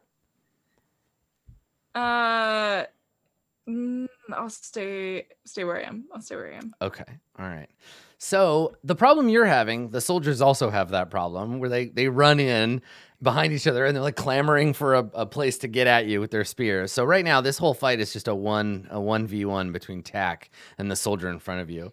So this soldier, pushes Torgor back, turns around and brings the spear down towards you. And goes ahead and takes a swing. So what's your armor class, Tack? 14. Oh yeah, that's right. That's the soldier. Sorry, these guys. You'll get to go first before they do. I forgot there were two of them. So their boss comes running up behind them and shouts orders like, "Go fight them. Do a good job." So yeah, you see the guy who's like obviously the boss of these dudes come around the corner, and he's holding a torch, and he's got his longsword in his hand, but he's holding back, waiting for his guards to go. So yeah, Tack, you'll have an opportunity to do something before this guy attacks you. So you have no weapons in your hands currently. They run forward. What are you gonna do? This looks like a problem, so I'm gonna probably run away. Tack's going to sneak between the legs of their friends and kind of, oh, wait, can I? Ooh, that's a bad idea, Tack. Don't do it. Can I sneak under the legs of the guard in front of me and get behind him? The guard is blocking the way forward. Yeah, so Curse no, him. you can't. Yeah. Then I'm going to bite his leg. Yeah, I mean, do you have more than one dagger? Because you can draw one and stab him with it. Oh yeah, I could draw my rapier. Yeah, yeah. And if you want to bite him, you can. But you also have a sword that you could use. Oh man, that's a good idea. Yeah, I should do that. Okay. I should absolutely do that. So I'm gonna. Nice. Yes, you definitely hit him. Bloop. And he takes 9 damage. Wow. Okay. Which is more than enough to kill him. So what does that look like for Tack? Tack. This guy didn't even like bring the dagger back. So Tack's like, man, you're such an asshole, and like shing, and then like in the. I imagine from their unique angle, they can kind of like curve their rapier up underneath the guards. Let's say they're wearing like what kind of armor they're wearing? Probably like a studded leather. They're wearing chainmail. Okay, so up like they're wearing like a butted chain that still has like some big rings at the bottom, and so it's able to like get into one of the butted chains and then twist, and it breaks that butted chain apart, and then a couple times in the hole that's now created. So it's not just one attack; it's a series of quick stabs from Tack. Yeah, I like it. Good. Yeah. And so then I'm going to he dies. take a hide. Yeah, He falls down. I'm gonna do nimble escape and hide under his body. Oh yeah, that's great. So you wanna let me see. So nimble escape, I think, is the disengage action for you, right? Yeah, I can disengage or hide as a bonus action. Oh, sick. Okay, yeah, disengage or hide. Man, nimble escape is great. Okay, make a stealth check, and you just slide under that body. So weird. You just tauntaun this dude. Okay. All right. So so you've got a 19. All right. So at a casual glance, they cannot see you. They have no. Yellow Oh my eyes are God. like peering out from under his uniform. It's just like, who's next? Oh, fantastic. Okay. All right. So Road, you and the merfolk hang out in the back. Chilling. The guards, having seen one of theirs go down, I think what they do is they throw their spears at you, and they don't throw them at Tack because Tack is hidden. So Winnegar, you're looking down the barrel of this spear as he hurls it towards you. Oh, no. So let's see how that guard does. He chucks the spear in your direction, and he gets a 20, which is just a regular hit. You don't take a crit off that one. His bonus for melee and for dexterity is the same. And you take 6 damage.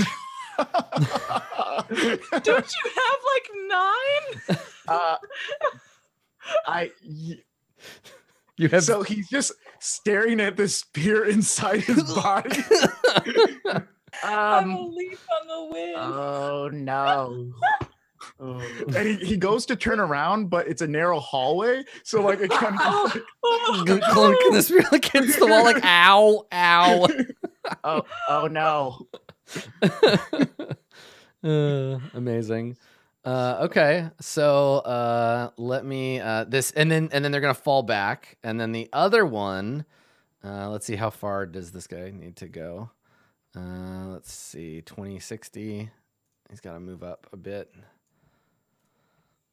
So let's go. He takes a jog forward and then throws a spear, and Winnegar, you know how you got speared that one time? You get speared again for another 3. No. Thunk. And so Winnegar falls down at 0 hit points. Yeah. I look up and I'm like, oh, no one said I would, boof, and he just gets hit with another one right in away. the back. and he goes down. Okay, all right. So you're down. Can you make a death save for me? Yeah. It's okay. You got 3 of them, or maybe 2 if you're real bad. Where is it on the sheet? On the sheet, it should be in the middle of the death, where it says death saves under your hit points. You can highlight the words death saves. There's 3 successes, 3 failures, and then the word death saves, and you can just click it there. It's on the middle column. Yeah. So there's armor class, current hit points, temporary hit points, hit dice. It's to the right of hit dice. Oh, I don't have that. Maybe because I have my screen squished a little bit. Oh, yeah, it might be. You can just roll a d20 as well. Okay. It's the same. There's no modifier for the roll. Cool. Okay, so that's 1 success. So you have one successful save. You may yet live. Our plucky janitor. He's kind of unconscious, and the dream he's having in his mind is that he's receiving an award for janitor of the year for such a great job. Right? that he's Yeah. done. The all the other Golgari janitors, Oscars. Everyone else looks like him in the audience, and they're clapping too. And meanwhile, he's like on the ground, 2 poles like sticking out of his chest. Just laying there staring blankly at the ceiling. Yeah. Fantastic. Oh, no. Okay, Torgor, it is your turn. Winnegar is down on the floor, but you also have a clear path. I do. Yeah, it to makes it this easy to other step guy. over. Yep. If I pull the spears out of Winnegar, Yes. will they do damage to No. Okay. So I rush and pull both spears out. You take the spears and you run forward. I Okay. run forward, and I'm going to be using my special fighting style, 2-weapon fighting, to hit the guard that's immediately in front of me. Okay, so let's see how 2-weapon fighting works. Please don't step on me, So when you engage into, I think you need a smaller weapon in one hand for 2-weapon fighting rather than like a pair of spears. Okay. Let me Just take snap a look. off the end of the spear. Yeah, right. Also true. Yeah, I mean, if you'd like, that's something you could do. You could break off one of the spears and then just use it as an improvised weapon in your offhand. So for my left hand, for my less dominant hand, a smaller spear, and then the longer spear. All right. Yeah. So you can make a regular spear attack. Let me give you a spear. All these weapons. Yeah. ABL, always be looting. Let's see. Okay, let me give you a spear. Oh, yeah. All right. And I think you should be able to use. Yeah, you can just stab with one and use the other one as an improvised weapon, which is I think a D4. Okay. So spear with your strength, you're proficient, and spear does what? Spear. 1d6, I think. Yeah, these guys have spears too. Yeah, it's a D6 with one hand. Okay. All right. So, there you go. You have a spear attack on your sheet now. Yep. Okay. So you attack with the spear, and the guard's armor absorbs it. You attack with the first spear. You can make a second attack. Roll the same spear, but it'll deal less damage if you hit him. Okay. All right. So nope, the armor holds. So he's terrified of you. You run forward and just start like hacking at him with the spear and broken spear. And they still have Winnegar's like blue blood on it. You're just like hammering away at him. This guy doesn't have a weapon. He threw his spear at you. So he's like staggering back, trying to get away.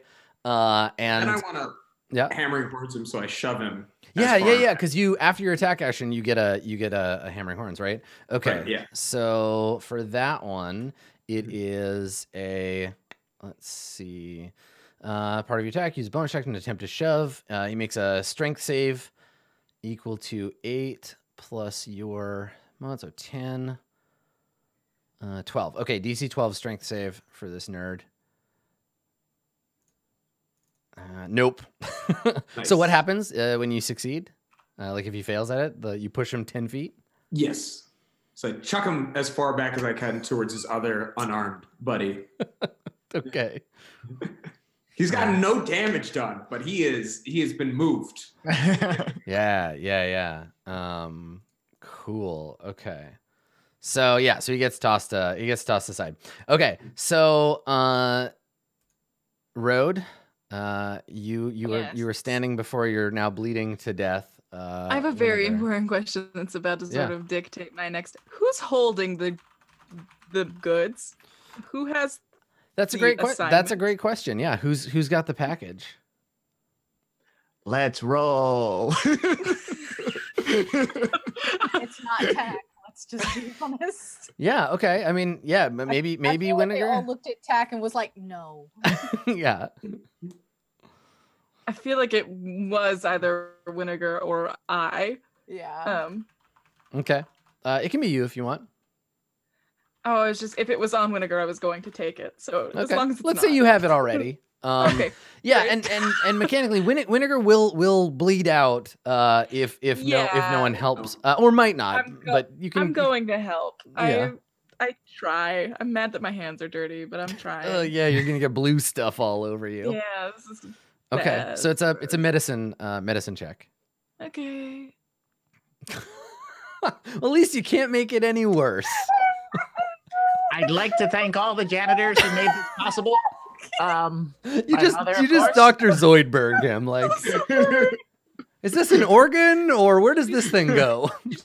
She's trying a little, but she's not trying hard. She's just like, no. The inefficiency of the Vidalcan body is just startling to you. Like if you designed the Vidalcan, you would not allow them to be so fragile. So Winnegar is you're winning all the awards, but here in the real world, it's not going quite so well. Okay, all right. So the soldier is gonna keep barking orders from behind. He has an ability for this. Let me see if he does anything. If it does anything. Okay, formation tactics. All right, so he's just going to stay in the back. Tack, you are hidden. What would you like to do? Man, whew.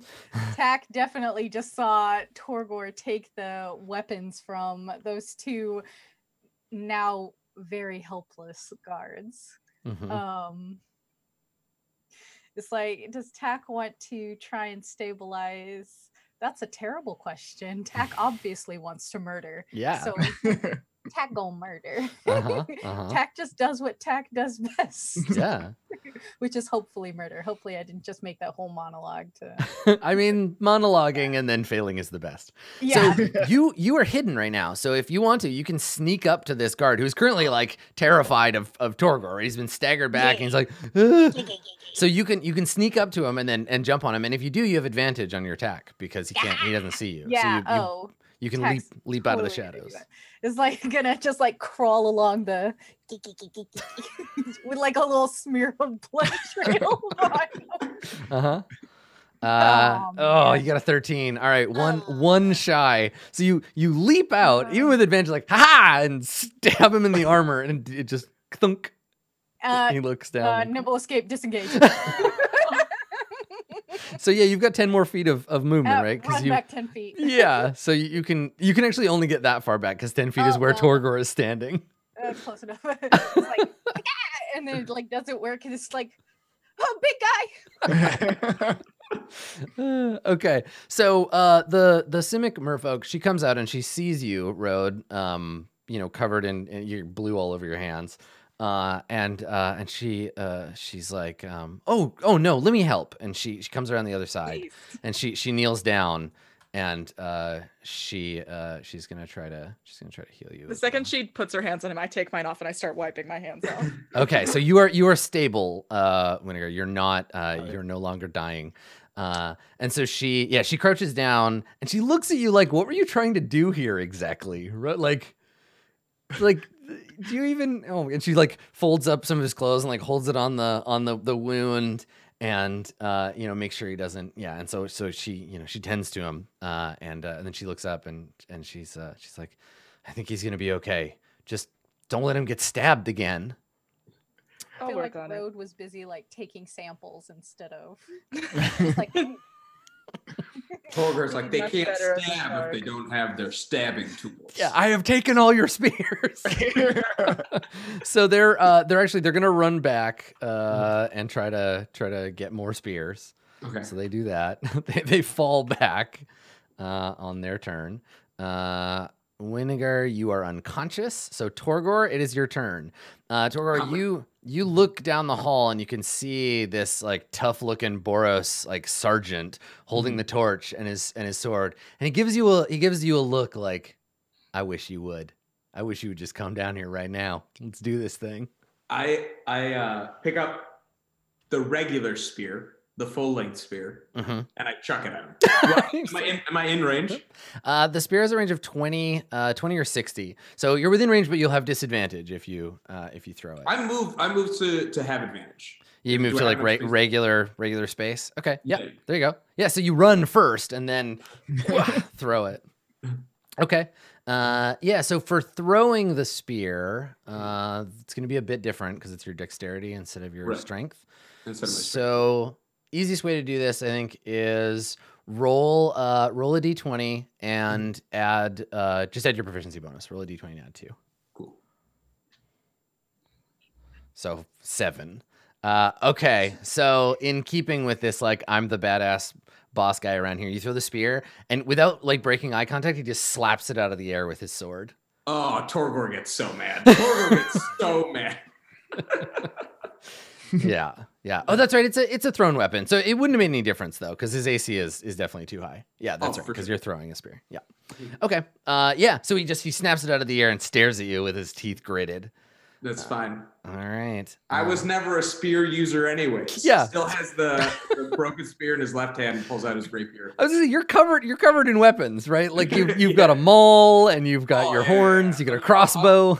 It's too narrow to use my maul in this space. If I try, like, not gonna be good. Yeah. Okay. All right. So Road, it is your turn. Things are starting to clear up a little bit in the hallway. Yes. So but I can't really get to anything. So I story of my life, I guess. I'm gonna move past Tack and just sort of get to where I can get. Yeah, I'm just gonna hide. You I'm have just gonna 60 shield you have 60 feet of Toreador. movement, so you can move up. You can move up here and stay behind I'm Toreador. gonna move up and continue to have him eat shields. Yes, Okay. that's the current plan. Okay. Thank you. These are real people. Real. Some of us have one, maybe two spears in them. Yeah, that's right. Winninger, you're dreaming about the janitorial awards after party. Yeah. It's basically just the rave scene from The Matrix, but with Yeah. more elves. Yeah, and it's a completely white room, and he starts fixating on this one like stain in the corner that's just getting bigger and bigger and bigger. All right, the soldier strides forward to meet Torgor in battle. Yes. So he's gonna take a swing with his longsword. Ooh, he hits you. And you take 9 slashing damage. Cool. So yeah, he strides up and just slashes you with his sword, snarling. Tack, it is your turn. Sorry, I was writing the notes and you said 9 slashing damage, and I was like, Say what? Yeah, it is. Excuse me. It is your turn. Torgor is bleeding. Oh gosh, and they're like 1,000 feet ahead of me. Ugh. I'm going to Winnegar's fine. He's got the merfolk lady. Yeah, I'm gonna go ahead and try and get up in that and Get up in there. dang, I can't move past. Can I? How many? I don't have my glasses on. How many squares is it? Yeah, How many that's feet is okay. it to get behind him? Is So that too far? so again, you've got 30 feet of movement, so you can kind of get here basically. Okay, so I can get 25. Yeah, But I you can't- can throw through or past your friends if you want to chuck a weapon. yeah, if I want to miss again. Your dagger's on the floor, right? So you can just scoop it up and snap, that's right. everything has fallen back far enough that you can scoop your dagger up and Yeah. throw it at the guy. I'm gonna go get my dagger and then Okay. go wacha with my Sure. my throwing dagger. Now that my friends are within 5 feet of the bad guy, or is that Yeah, melee the sneak only attack. for I think it might be melee only, but let's double check. okay. It just says hit Oh, with. it must be a finesse or ranged weapon. So perfect. There you go. Yeah, so yeah. you can. Yeah, you can sneak attack on this. It. Yep. Guys, I did it. Okay, So if you Yeah. hit, you'll. yeah. So I'll ka-chow. All right, good luck. There it is. You hit him. All right, roll that Nice. damage. I sure did. and then you said it was a 1d6, right? It is a 1d6, yeah, and you'd have to be there to get your dagger. All right. Cool. All right, he takes 6 damage. So I like to while put he's that on my leg. While he's fixated on turning Torgor into tartar, you hurl the dagger past him. It goes like under Torgor's arm and stabs the guy in the stomach through his armor. And he snarls. This guy's he's mad. He's still standing, still fighting. Eat it, poser. Do you, Winnegar? Do you have anything like of value on you? Just asking. Just as a matter of curiosity. I could have been robbing Winnegar's body the whole A time. value. Yeah, let me look at your items here. So you've got like some artisan's tools, some darts. Hey, don't spread that around, bro.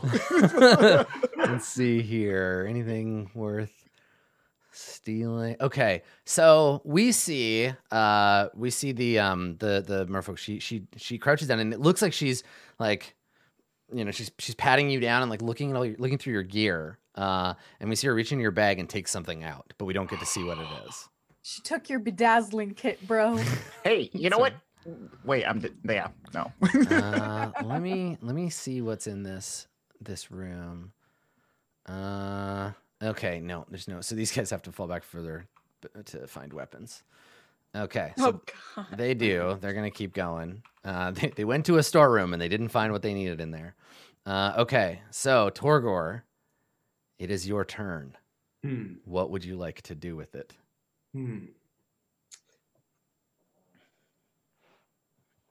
There is a soldier Toreador in gets front. ready to attack this guard. Yeah, you want to get him? All right. Yeah. He's mad. He already like insulted him once by like knocking his spear out of the air, and now he's cut him. Yeah. Toreador will die fighting this man. Brave Torgor.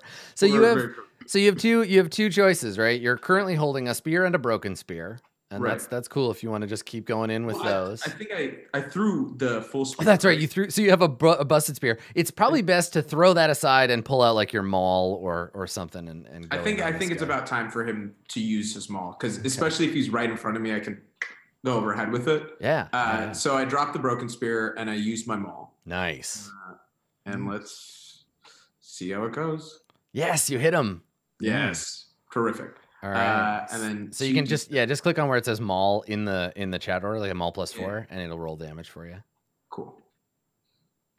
No, the word not on the sheet, in the chat log. Got it. Yeah, if you just click maul, and it doesn't matter which one you click now. Holy crap. All right. Yes. There it is. Well, he had 10 hit points left, and now he does not.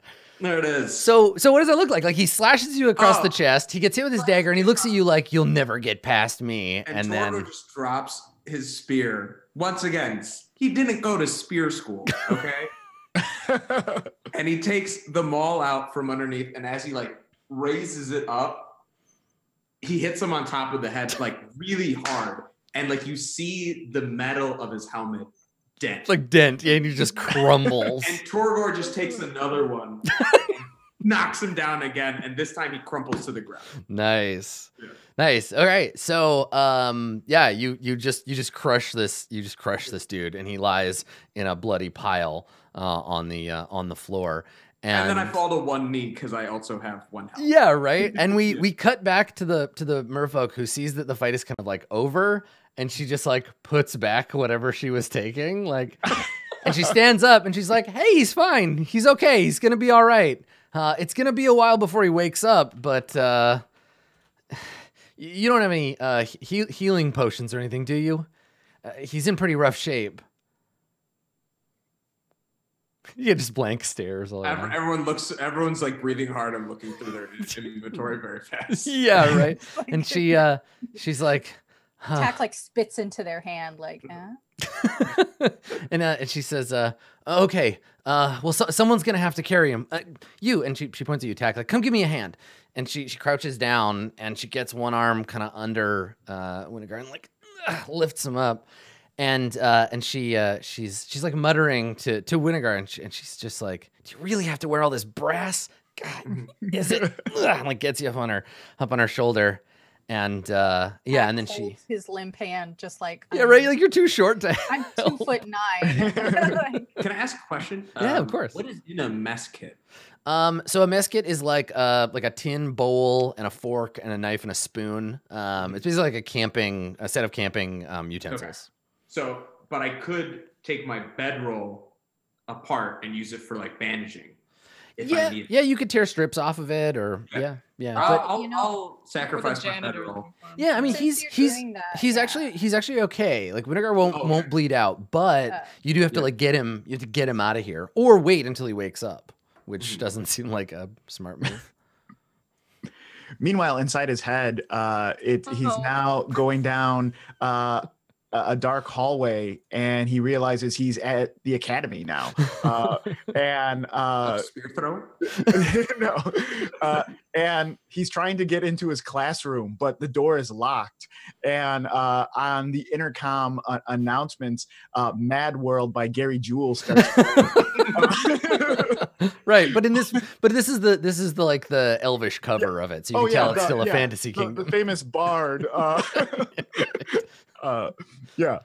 Fears for tears. Right. It's actually the original, whatever. But Yeah.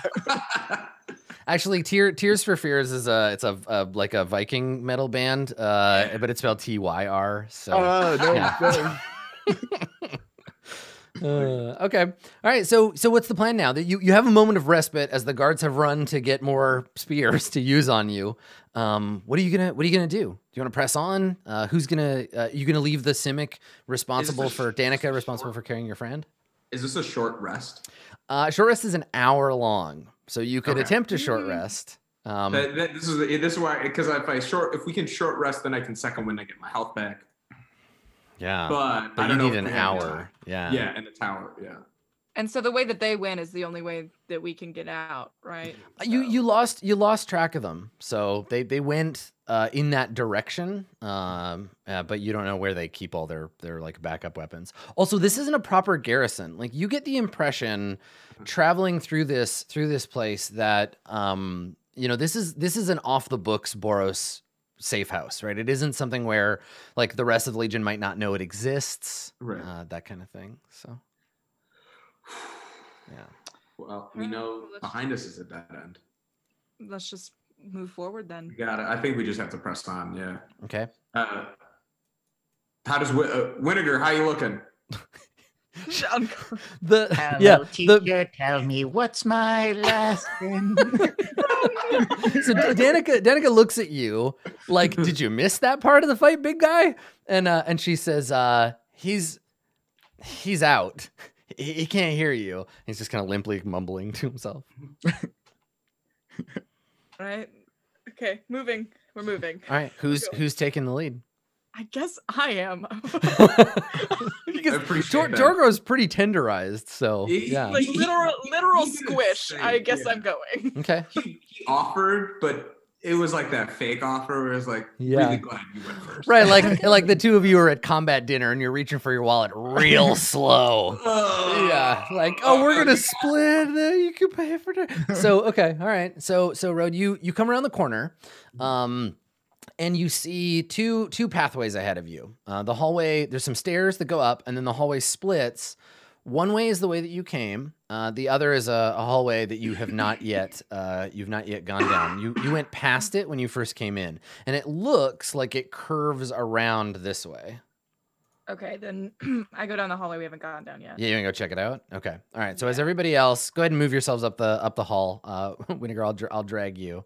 Thank you. She's gonna try to stay back. But as you all come up around the corner, so Road, you see in this room a bunch of barrels and crates, and they have paint on them, and they all say property of the Is It League. I open it up. Is it explosives? You're just like, oh my god, you like rip the barrel open. Actually, yes. The answer to that question is yes. We gotta get back. We gotta get back to that archway. Can you make a what do you use for sciencing? Make a perception or an investigation check. Okay. Perception or investigation. Nice. Okay, so you get a critical success. You know everything about it. So yeah, these barrels are, and you're gonna have to tell me how you know this. They contain some very dangerous and very illegal Is It fireworks. And and again, I don't know. Maybe Tack told you this. You know that the goblin celebration of Boomsday was only a few days ago. These seem to be a supply of Boomsday fireworks. Oh, great fireworks. Well, shall we push them to the? Let's just go blow something up. Winnegar's out, but I'm sure he'd love it if we did that. And I sort of like gesture to Tora to like pick it up. So Tack, can you make a history roll for me? Oh, I would love to. Okay, all right.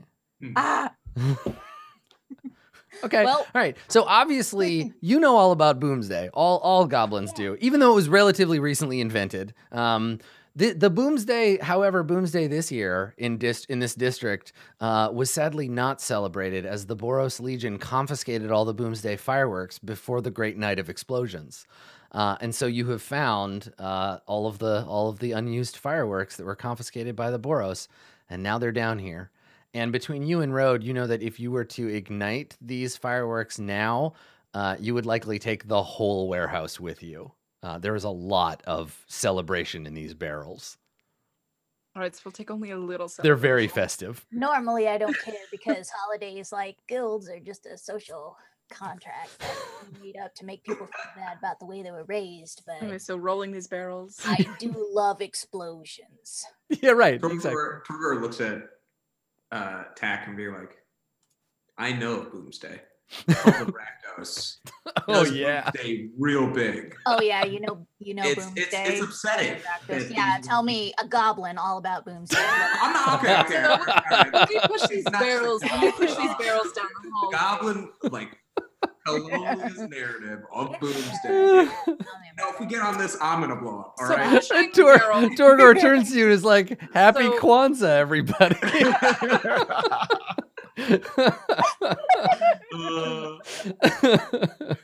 You just got Minotaur splained.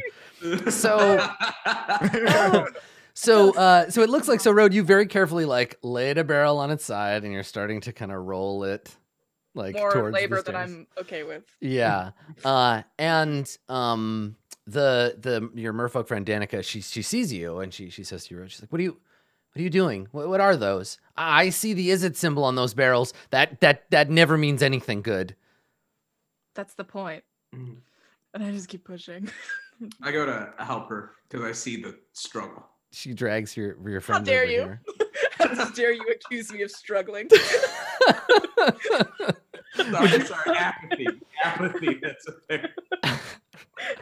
How dare you with my 8 strength accuse me of struggling to push this How barrel? dare you?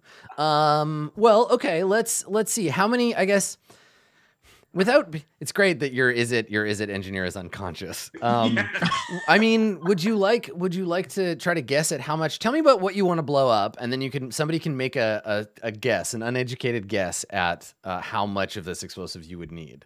I like that you say, I love that your engineer is unconscious, as though we were the ones. Yeah, who yeah. were responsible. I didn't do that. It wasn't me. The guards did it, who I control. Yeah, just patting myself on the back there. Good job, Adam. You're the best. So, yeah, what do you want to do? Do you want to try to get, who's going to make this guess? It's going to be an Arcana check to guess the appropriate dosage of boom. All of Oh. it. Oh wait. No. That is the traditional goblin measure of how much explosives to use. 100%. So my Arcana gives me 0 to a modifier on it. I just want to check what other people. Mm-hmm. -1. I get Um, 1 for Arcana. Okay. You probably have You're also the most you probably have familiar an with these intelligence barrels, bonus, right? Tack would Nice. be So can we take a second of all the conscious? Wait, hold on. I gotta check because this is gonna be. Oh my goodness. So taking a look at the stats, Tack is the smartest person in the party. Of course.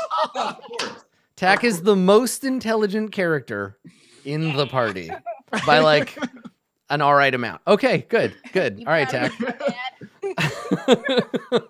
So yeah, Tack, no problem. You know how much you would need for. I don't know anything about holidays, but I know a lot about explosions. All right. Look, I Okay. haven't seen an explosion like this in the last 15 years, and it's gonna be fan-fucking-tastic. So one barrel ought to do it. If you A can get dollop it. will do you, baby. If you can get it over there. So let's tell me about who's moving this barrel. How are you doing it? What is the plan to safely get the barrel down these stairs, across the hallway, up another flight of stairs, and then into that room? How do you do it? What are you gonna do? Are you strong enough to lift this? How big is the barrel? It's like 5 feet across. Oh, fine. So you should be good. Oh yeah. Torgor doesn't doubt his strength ever. So also, that's this the plan. entire time, Torgor's been speaking in the third person. I don't know if y'all knew that. I love it. Yeah. actually. I just assume. I refer to all the players by their character's name, and I assume they're always speaking in characters. So, and for Tack, it's true. Tack is just narrating everything that's going on. So, yeah. In fact, Tack's first idea was to take 2 of the spears and just put them on either side and hold them as a handle. But then somebody pointed out that we get like boom powder everywhere. As awesome as that'd be, it'd kind of defeat the purpose. Yeah. Okay. So the plan is then that Torgor, you are going to heft the barrel onto your shoulder. I assume it's 1 garbage friend weight, so it's probably comparable. Yeah, I would say so. Yeah, it's probably smaller than friend garbage, but about the same weight. Okay. Okay. All right. So let's have you make an athletics check. And we'll see how that goes. Mm-hmm. Let's pull it up. Yeah, and it's less about whether you can lift it, and it's more about like doing this quickly or safely. Yeah. All right. So I'll give you with a 10. I'll give you a choice. Do you want to rush it a little bit and jostle the barrel, or do you take it slow and play it safe? The barrel is just powder. Yeah. Now you don't know. Yeah, I don't do fireworks with the cult. Yeah, like I'm an animal guy. yeah, like I don't think you've had. You're not the pyrotechnician of the. I would say reckless. Torgor would want to rush. He would think that there would be a need, but because he only has 1 health, Right. he can't really do that. Playing a little cautious. Right. Yeah. Okay. All Because right. he's still got this big cut on his chest from the scar. Yeah. Okay. All right. So you're gonna play it slow, which means that there's a chance that you'll get interrupted partway through. So while this is happening, is everybody just following Torgor along, or are you is somebody keeping watch on the stairs? Do you explore the rest of the room? Because it's gonna take Torgor a little while to drag this barrel over there. I would say that Tack is going ahead of Torgor because Tack can still see in the dark, and you probably don't want somebody carrying a torch like right next Oh, to this that's a barrel. great point. Who is providing now that Winnegar is unconscious? Who is going to provide light for this operation? I can see, so Yeah, I mean, Danica's not doing anything. That's true. Danica's holding me. Right? Danica says. I mean, Yeah, so I mean, you don't need to be okay. held as nice as it is. I think that so. Let's have that conversation. So you're all getting your stuff gathered up, right? Torgor has the barrel. You're kind of planning to go, and you look to Danica like, and what do you say? Because she's like kind of like standing by Winnegar. So you gonna help? Like, let's be real. If it wasn't for us, you'd still be in a cell. So could you get in front? She says, you're gonna have to excuse me if I don't stand too close to those. Is it explosives? I like all of my organs where they are. I mean, and she looks, Rhodes, she looks at you and she's like, well, like for now, I've got some ideas. But absolutely. I don't want to rearrange them with explosions. So you're gonna have to excuse me if I stay back here. Besides, somebody's got to watch your Fidalcan friend. Keep him safe, right? That's true. She's too beautiful for me to insight this. TK wants to insight, but Tack's like, She's too pretty. What's it called? Torgor just snorts and just like keeps following Tack along the pathway. Like I trust them enough. They'll tell me if something's in front of me. Okay. I mean, you're definitely gonna need a light source of some kind, because otherwise you'll like you're walking in darkness. Yeah, and there's stairs and stuff. I have a hooded lantern. Yeah. Okay. So you bust out that lantern. All right. Cool. Yeah. So I'll make you the. I'm protecting the back end because I don't know when those douchebags are coming back. Yeah. Okay. So I'll use my hooded lantern that I can close in a pinch. Okay. All right. So Danica drags Winnegar into the storeroom so that they're out of the way in case more guards come.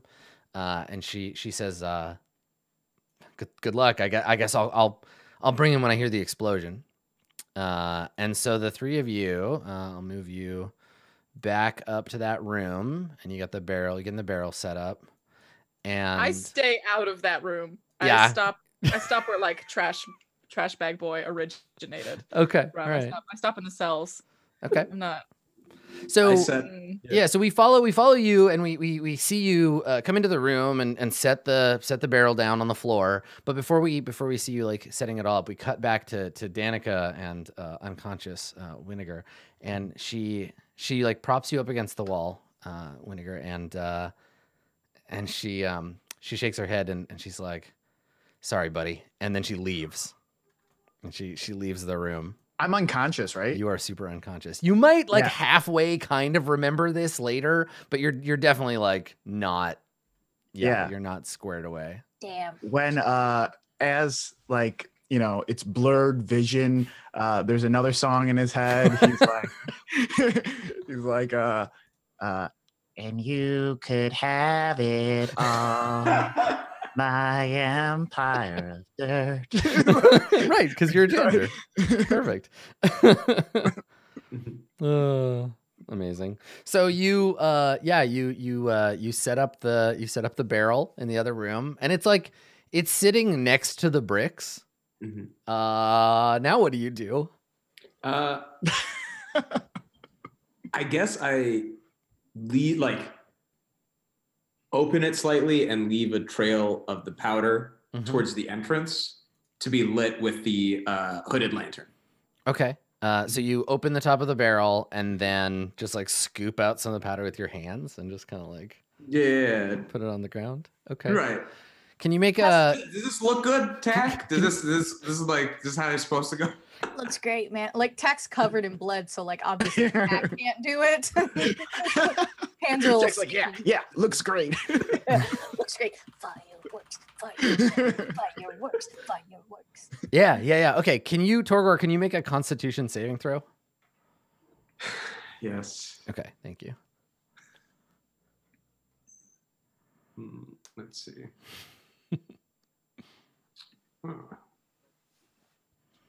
There we go. Nice. Okay. All right. So your thick skin protects you from the slightly caustic nature of the goblin booming powder, and and so you're okay. You don't get like a rash or anything. All right. So you set up. Roll for rash. How far do you want the line to go? Like how much of this what's the distance you give yourself? I would actually, thinking about it, I'd want it to go all the way to where Road is. Because I want the explosion to like there's another turn that it would have to go down to force any like danger back towards us. Yeah, right. Like the fire would fill the room and then gush out into the hallway. Right. And it's just how far away you wanna be. So and then I personally would then stand on the other side of the hallway. Of the like down here. Yeah. Okay. All right. I assume everybody gets to a safe distance. Mm-hmm. Okay. All right. Cool. So you got the trail laid out. You've got your flint and tinder. Mm-hmm. What do you do?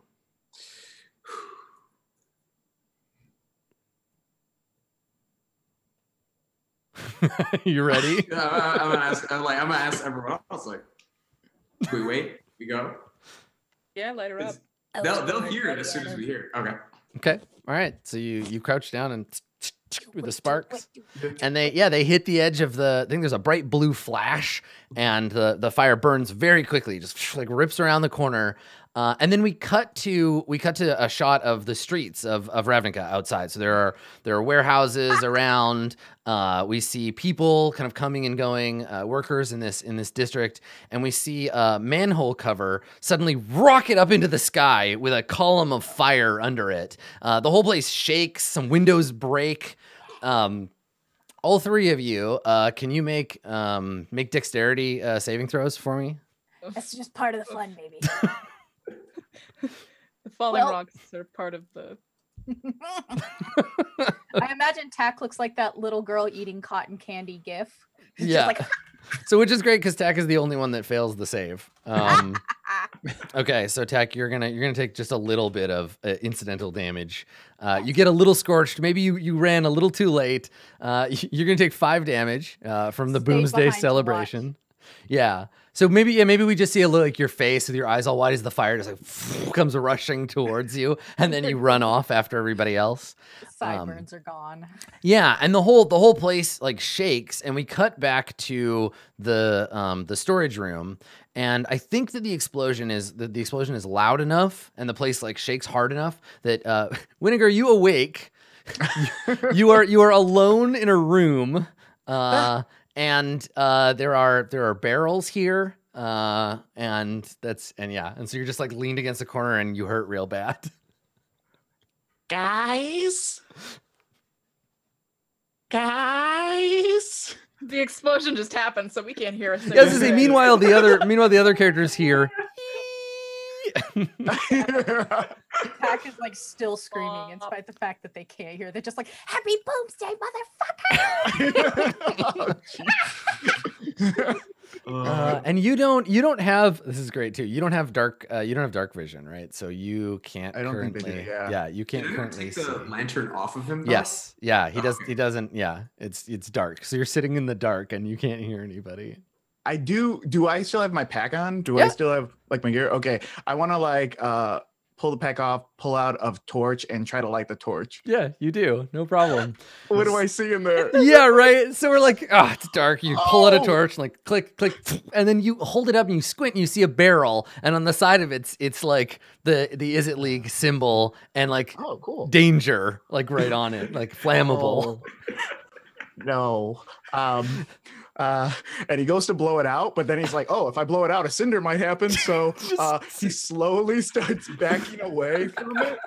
Just get up real slow and just back out of the room.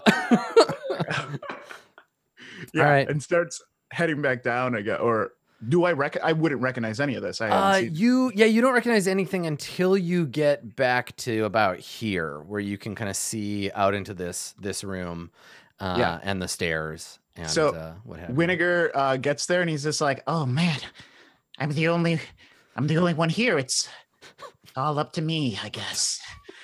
Winnegar to save the day. Okay. and he just bolts in that direction, in the opposite direction, the direction he came. No, Yeah, the way you came. Yeah, originally, like this way. Okay, cool. All right. Yeah. So you start heading out. Meanwhile, the other three of you, you're gonna have managed, I think, at this point to get back to here. And so you're all down here now, and and so did I lose tack on the way? I think I did.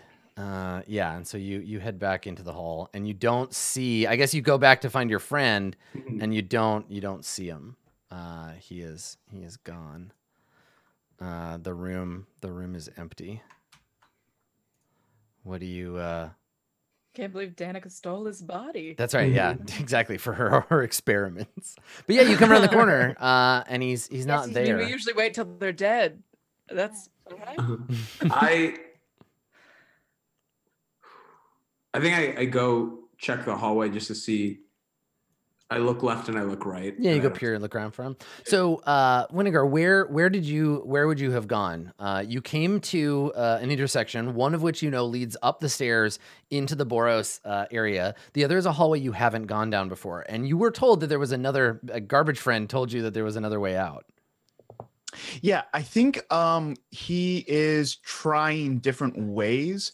So he would slowly go down because like he is worse for wear, the path that he hadn't been down before. Yeah. Okay. So you get partway down, and then you were surprised. You're startled. Someone in the cell next to you basically like throws himself against the bar, and it like rattles, and they're like, "Oi, hey, hey!" And you turn, and you see an elf. He is shirtless. He's covered in green and red tattoos. He has several pieces of bone and metal and wood jammed through various holes in his nose and in his ears. And he has a shock like red mohawk. And he throws himself against the bars. He's like, "Oi, hey, you!" Oh, hey, yeah, hey, me? What? You? And he nods. And he's like, "Yeah, that's right, me. So, Blue Boy, you and your friends caused some trouble, eh? Huh?" Yeah, Christmas tattoos. What's it to you? Yeah, I love trouble. I'm real good at it, and by the looks of it, you're not so good. Is it, League? Is it? Well, you should let me out of here. I'll help you escape. Wait, how are you? You can't even escape. How are you going to help me escape? And he's like, "Well, right, you help me escape my cell, and I'll help you escape this establishment." And then you hear a voice from further up, a low, sort of quiet voice say, "He doesn't know how to help you."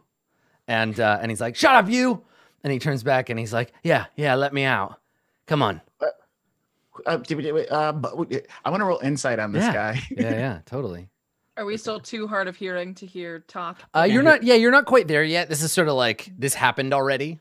for you. Okay. Yeah, he's just like really excited about the idea of getting out of here. Okay. But yeah, he doesn't seem to be like trying to manipulate you, except like very obviously, like he's telling you what he wants you to do. Cool. How would I even possibly have you seen? I have 2 holes inside me right now. How would I even get you out of here? And he looks at you and he's like, 2 holes? Pff, that ain't nothing. And he's got like a little skull hanging from his ear. And listen, we're not going to compare holes here, okay? What do you want me to do? And he says, well, you got to mess with them guards, and the guards got keys, and the keys open the lock. So Did I give? Oh, I don't want to metagame. no, it's okay. You can ask questions. We're playing the game. Did I give you the keys? Did I give you the keys that we took off the original card? I don't. I oh can't. Yeah, you did. Yeah, you did because they were sticky. Yeah, right. Because you didn't want to touch them. Yeah. So he turns to the guy. He's like, "Well, I have keys, but they were like real dirty and sticky. So we might be able to find another guard or something." He puts out a grubby hand, and he says, "All right, give him here. I happen to like dirty. Come on."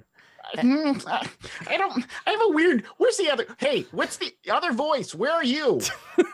So the voice from up above, he says, "I'm up here. I'm in a cell. I'm gonna go run and see that guy. Is he really close? So when you turn, the elf is gonna make a lunge for it. He's gonna try to grab the keys from you. Okay. So let's have you make like a dexterity saving throw. Okay. And the DC will be 5. Okay. Ooh, it's a tie. So it goes to you. It's close. He lunges out for it, and you're fast enough that you turn sideways, and he bangs his forehead against the bars, and he like grabs his head, and he's like, well, fine, all right, go let him out. Yeah, of course, fine. You lost. You're in a cell. What are you doing? And so you trying to win me over? So you want to walk up and go and take a look at the other cell? Hey, what's your deal? So you walk up to the other cell, and in it, you see a Loxodon. Which is a big old elephant man. They're fairly common among the Selesnians, but very rare elsewhere. And this one looks like a priest or a monk. He's wearing filthy like monk's robes that used to be white at some point, but now are dirty. And he's just sitting cross-legged on the floor of his cell. And he looks up at you and he blinks at the light. And he says. It's like, oh, hello. Hey, what's your deal with this guy over here? Oh, me and Vico, we go way back. Got imprisoned around the same time. What? Okay. Do you know the way out of here? I'm a little bit lost right now. And he nods slowly, and he says, "Are you down here all alone, is it?"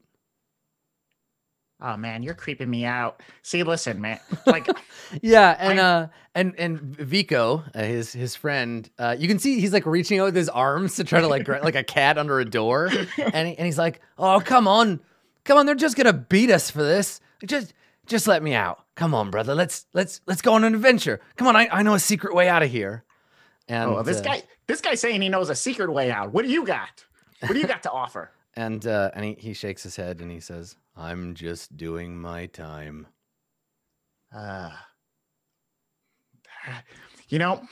This guy's giving me the hard sell over here, but I feel like you're really working me, huh?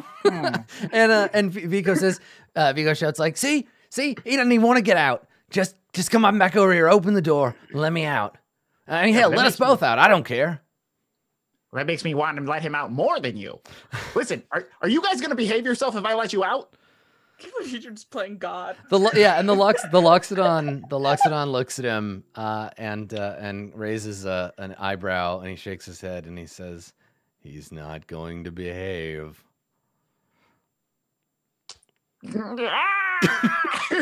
So maybe that noise, that sound is what Torgor, what you hear. You hear like from the north.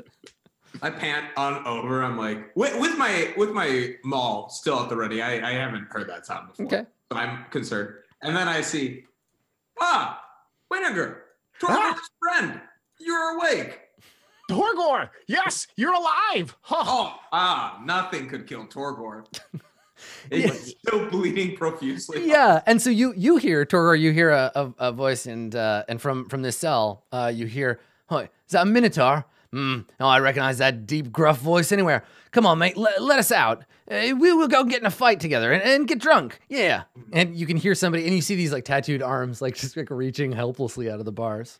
Yeah, so this is I'm sorry, what's your name again? Tattoo guy? I don't know. You got this Mad Mardigan feel here. I don't know how I feel about it right now. So you look, and he addresses himself to Torgor, and he says I'm Vico, but you can call me Firebrand. I'm a troublemaker. That's why I'm in here. You got to appreciate that, right? You don't look like a Boros to me. I peg you for he like squints, looks you up and down. He's like, I figure you're not Boros, not Azorius. Well, you Gruel, mate. Is that it? Yes. All of Torgor us. is Gruel. Make a deception check. I am Gruel. Make a deception check. Yeah, absolutely. Oh damn. Yes. Yeah, he wants to believe this so bad. So you get a crit, you get your 20, and he nods and he grins and he's like, yeah, that's right, a fellow clanmate. Well, listen, I got put in here for raising hell at some Selesnya meeting. Now you got to let me out. Come on, do it for a brother. And he's like, I say, Torgor will do this if you stand in front of Torgor the entire way out. And he grins, and he's like, yeah, all right, just give me a weapon, and I'll stand wherever you like.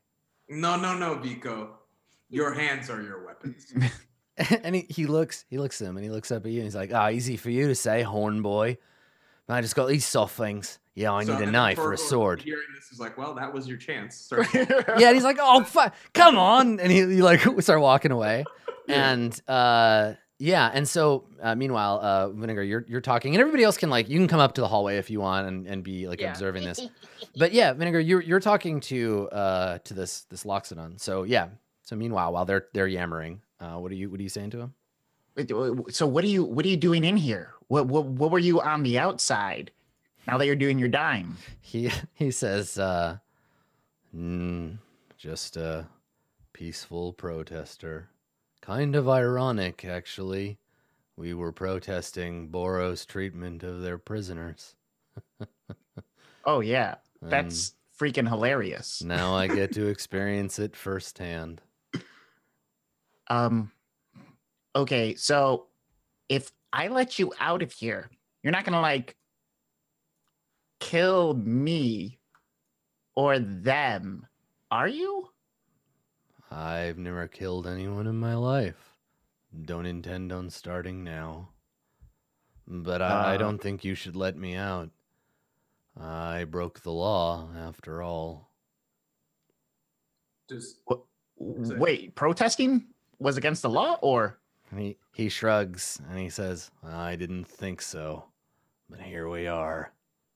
I turn to Tack, and I'm like, Torgor thought Tack said something about laws being social constructs to begin with. They're just the way that the man keeps us down. So see, look at this. So when you say that, Tack, when you say that it's just the way the man keep us down, you hear an elvish voice from the cell be like, yeah, fucking right. Damn the man. Yeah, come on, let me out. Yeah, down with the man, and also nobody fucking asked you, brother. And he's like, oh. Don't you think it's ridiculous that this guy was protesting, but that's against the law, but now he thinks that it's weird and just that he's in here? Yeah, that's what I was thinking. Yeah, so it can't be unjust treatment to put people in jail, but somehow just to do it to him, right? Isn't that weird? Vico keeps piping in to be like, yeah, whatever you said, and then no, the other thing. And the Loxodon, he says, when you're like, isn't that weird? He's like, the law is very complicated. I'd make a terrible Azorius. God, I this think guy's that's bumming me out. something that All we right, can all agree right. on. All I right, think let's we let the would all bummer agree out. on Let's virgin. let the other one out. Yeah. Let's let them both out. We'll let Let them them both out, and then but they'll both Vico owe can us a move close in favor. front of us. Yeah. Tax starts chanting jailbreak, jailbreak, jailbreak. Yeah, and so Vico's like, yeah, jailbreak, jailbreak. We can't just only let pretty people out of the jail cell. Right. Let's It's just Yeah, I know. So speaking of which, it occurs to you, Rode, that the merfolk Danica Hold has on. vanished. Wait a minute. Yeah, Winnegar is standing and conscious, but Danica is gone. I turn to Winnegar and I say, "Do you have all your things, all your organs?" Wait, my organs? Yeah, I think so. I want to like pat myself down and do a quick check, not like a thorough thing, just kind of like Yeah, I- nothing is obviously missing on a quick check. And also that's totally a thing that the Simic would do. They lure you to a hotel room and you wake up in a bathtub full of ice and all your organs are in the wrong place and you have a crab for a face. Yeah. Yeah. So you have all your stuff. I'm good. Okay. Just double check. Okay. Yo, I got these keys. Let's let these guys out. Let them out. And Let Loxodon out first so I can ready my. and the Loxodon, he shakes his head. He's like, "Weren't you listening? I said I don't want out. They'll just chase me down and cause trouble for my friends." And then Torgor says, "Well, the door is unlocked," and Torgor says, "You do what you want." Yeah. Okay. We're going to exercise our free will, and then you exercise your free will. That's what it's all about, man. Yeah, and Hey. he nods. So Winnegar looks at Aloxodon and he's like, "Hey, on the outside, what was like your profession?" He looks at you, and for the first time, he kind of glances sideways, and he like shakes his head, like he'd rather not say. Can you make an insight check? Yeah.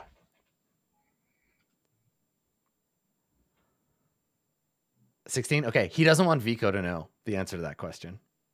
Can I like lean in close so he like whispers it to me? Like, yeah. Yeah, buddy. So what did you? I'm getting a vibe from you. Make a persuasion check. Let's see if let's see if you can get his trust. Gently I brushes his try to trunk. listen in as well. I'm just like, What's I'm happening? leaning in. Tack's going to assist unknowingly by being like, Hey, Vico, let me see your fingers real quick. Yeah. I want to show you something. Yeah. I'll show you a magic trick. Yeah, exactly. I'm gonna make your fingers disappear. He's too smart for that. I think he's Come on, met man, a it'll be goblin or awesome. two in his Come day. on, it'll be awesome. Come on. so like Tack is like kind of distracted. Yeah, distracting him. No, that's great. Yeah, with a 21. So while Tack is making all this noise, Winnegar, the Loxodon, he says, it's not that I'm ashamed or anything. Vico and I were getting along so well. And if he found out I'm a Selesnian priest, well, he doesn't like them very much. Don't think he knows I'm a Loxodon either. He's got passion, but he's not very bright. Oh, gotcha. I'm picking up what you're throwing down. Okay. Hate crime? What the? Yeah, weirdly, that's his other TK's, secret like, name. really His mom calls him respect- Vico, but his friends call him Hate Crime. Like, It's like a Tack bad doesn't know what's Shadowrunner going on, name. but TK has like some questions about like Yeah. I mean, you can just Rule ask him. power. Vico is just clinging to the bars, like pressing his face against him, like, let's get out of here. Does Vico have any like Gruel Brotherhood tattoo? I mean, yeah, you can make a perception check to kind of like Oh, assess like- Oh my Yeah, like while I'm offering to bite off his fingers. Did you say perception? perception. Yeah, I think Okay. just to like get a look at his tattoos. Okay. Yeah. Yeah, I mean, you're not super up on the various like tribal patterns of the Gruul clans. It's all topside stuff. But there isn't anything that that would indicate that he like. I mean, the guild, the Gruul like clans, they don't like anybody who like builds things basically, and they want to return Ravnica to a primordial state. Yeah. As long as we don't have like a white power bill. Yeah, issue right. going on here. Because Yeah. then PK's gonna like. He just starts "Okay, screaming Jack." elf power and just starts fucking attacking If we people. start getting like that, like TK's Yeah. gonna set Tack in a corner. Toreador knew he didn't. Well, like what's interesting as a reflection of sort of Ravnican culture, it's way more likely that people of varying like races and like ethnic cultures will get along, but it's the guild stuff that's the problem, right? It's less like you're an elf and I hate you, and it's more like, Okay. oh, you're an Azorius. Well, Okay. Yeah. Cool. Because like the Loxodon saying that like set off the little alarm. button in Totally, my head. yeah. I was like, oh God. Oh, yeah, there's some history here that between the two of them, they seem to have been here in for a while. That's fine. Cool. It's fine. We can continue. Yeah. So we're letting him out. Yeah, I want to let this Loxodon out. I'm a little bit down the hallway when that sort of pops off. Okay, yeah, Road, where do you want to go? Like, do you continue down the hall or you go back? I'm scouting a little bit. Yeah, just scout looking ahead. around corners. Okay, there is, as promised, there's another door here. The door is shut, but yeah, there's another door up this Can way. I listen Yeah, up totally. against it? Okay, yeah, make a perception check. Okay.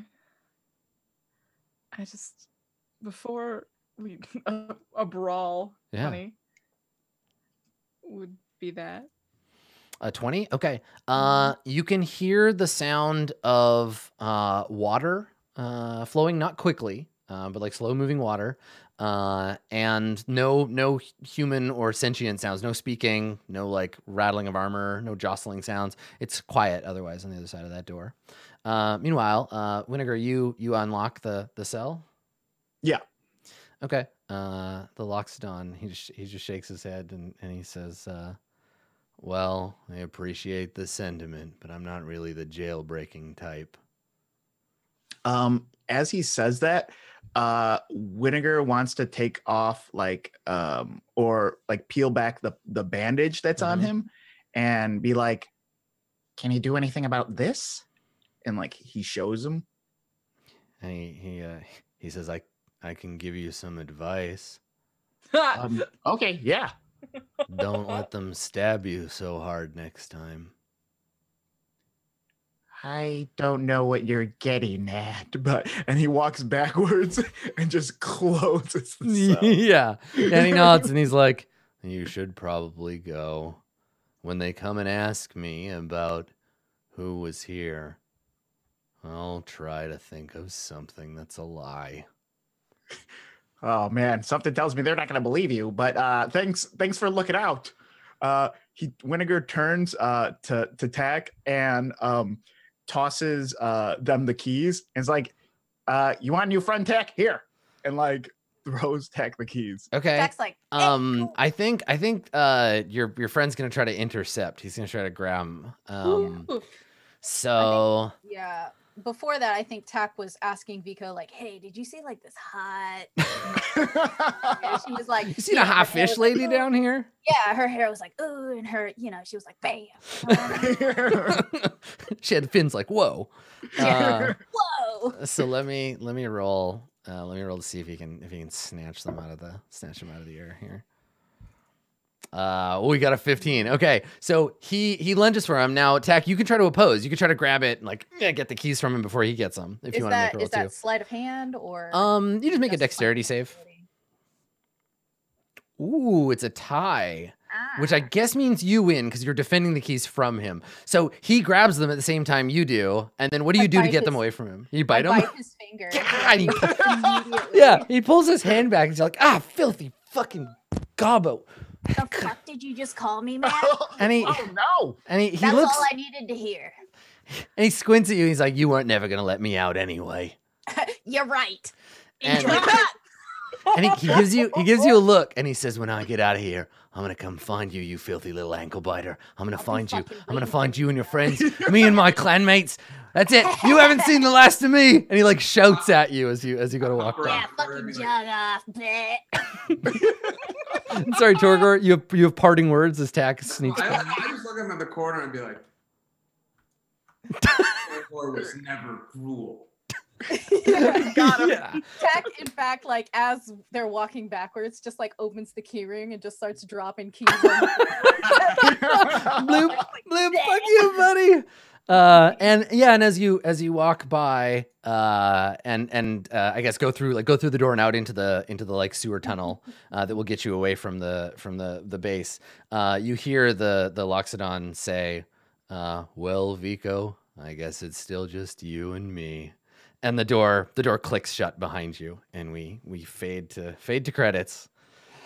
So there you go. You did it. That was like perfectly timed. You got in, you blew up the thing, and then didn't use that exit. Went out the other way. You met all the cool NPCs, and now I have some characters that might recur if they manage to get out. Awesome. I'm super interested in Danica because you left her alone, and she was just like, "See ya."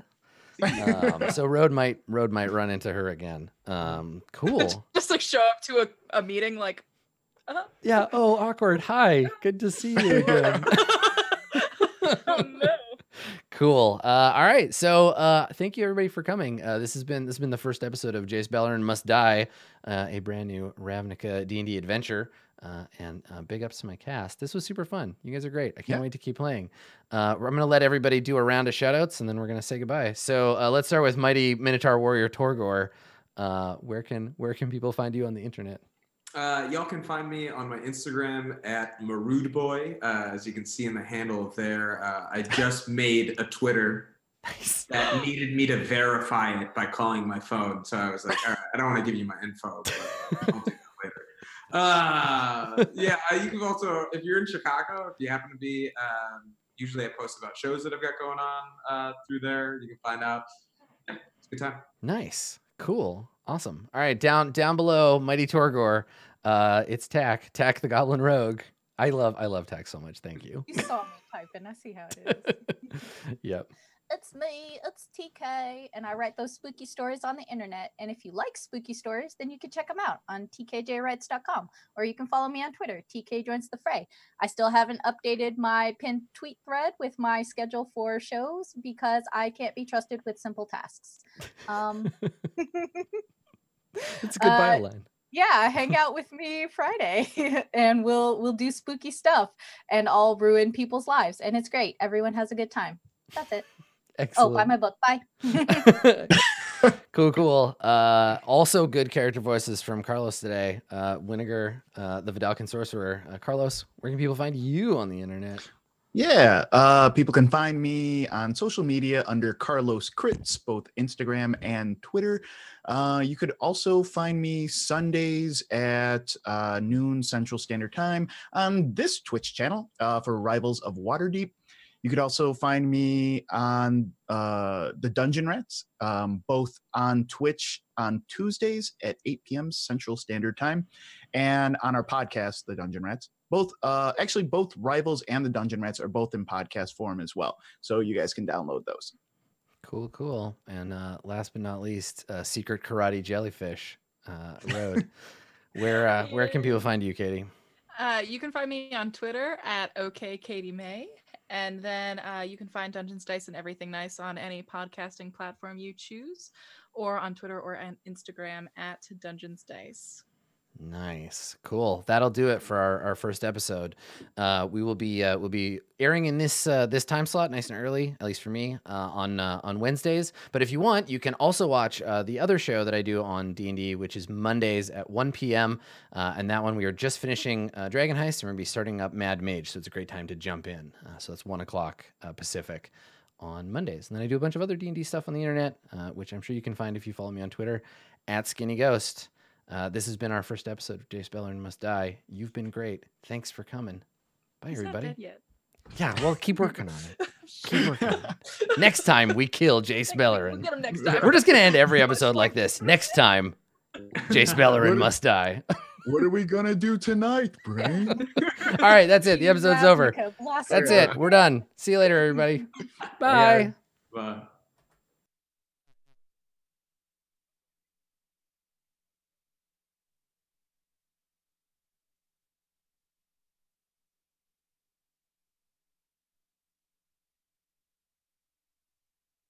This stream is brought to you by Roll20, an easy-to-use virtual tabletop dedicated to making tabletop RPGs accessible to everyone. Join the adventuring party at roll20.net.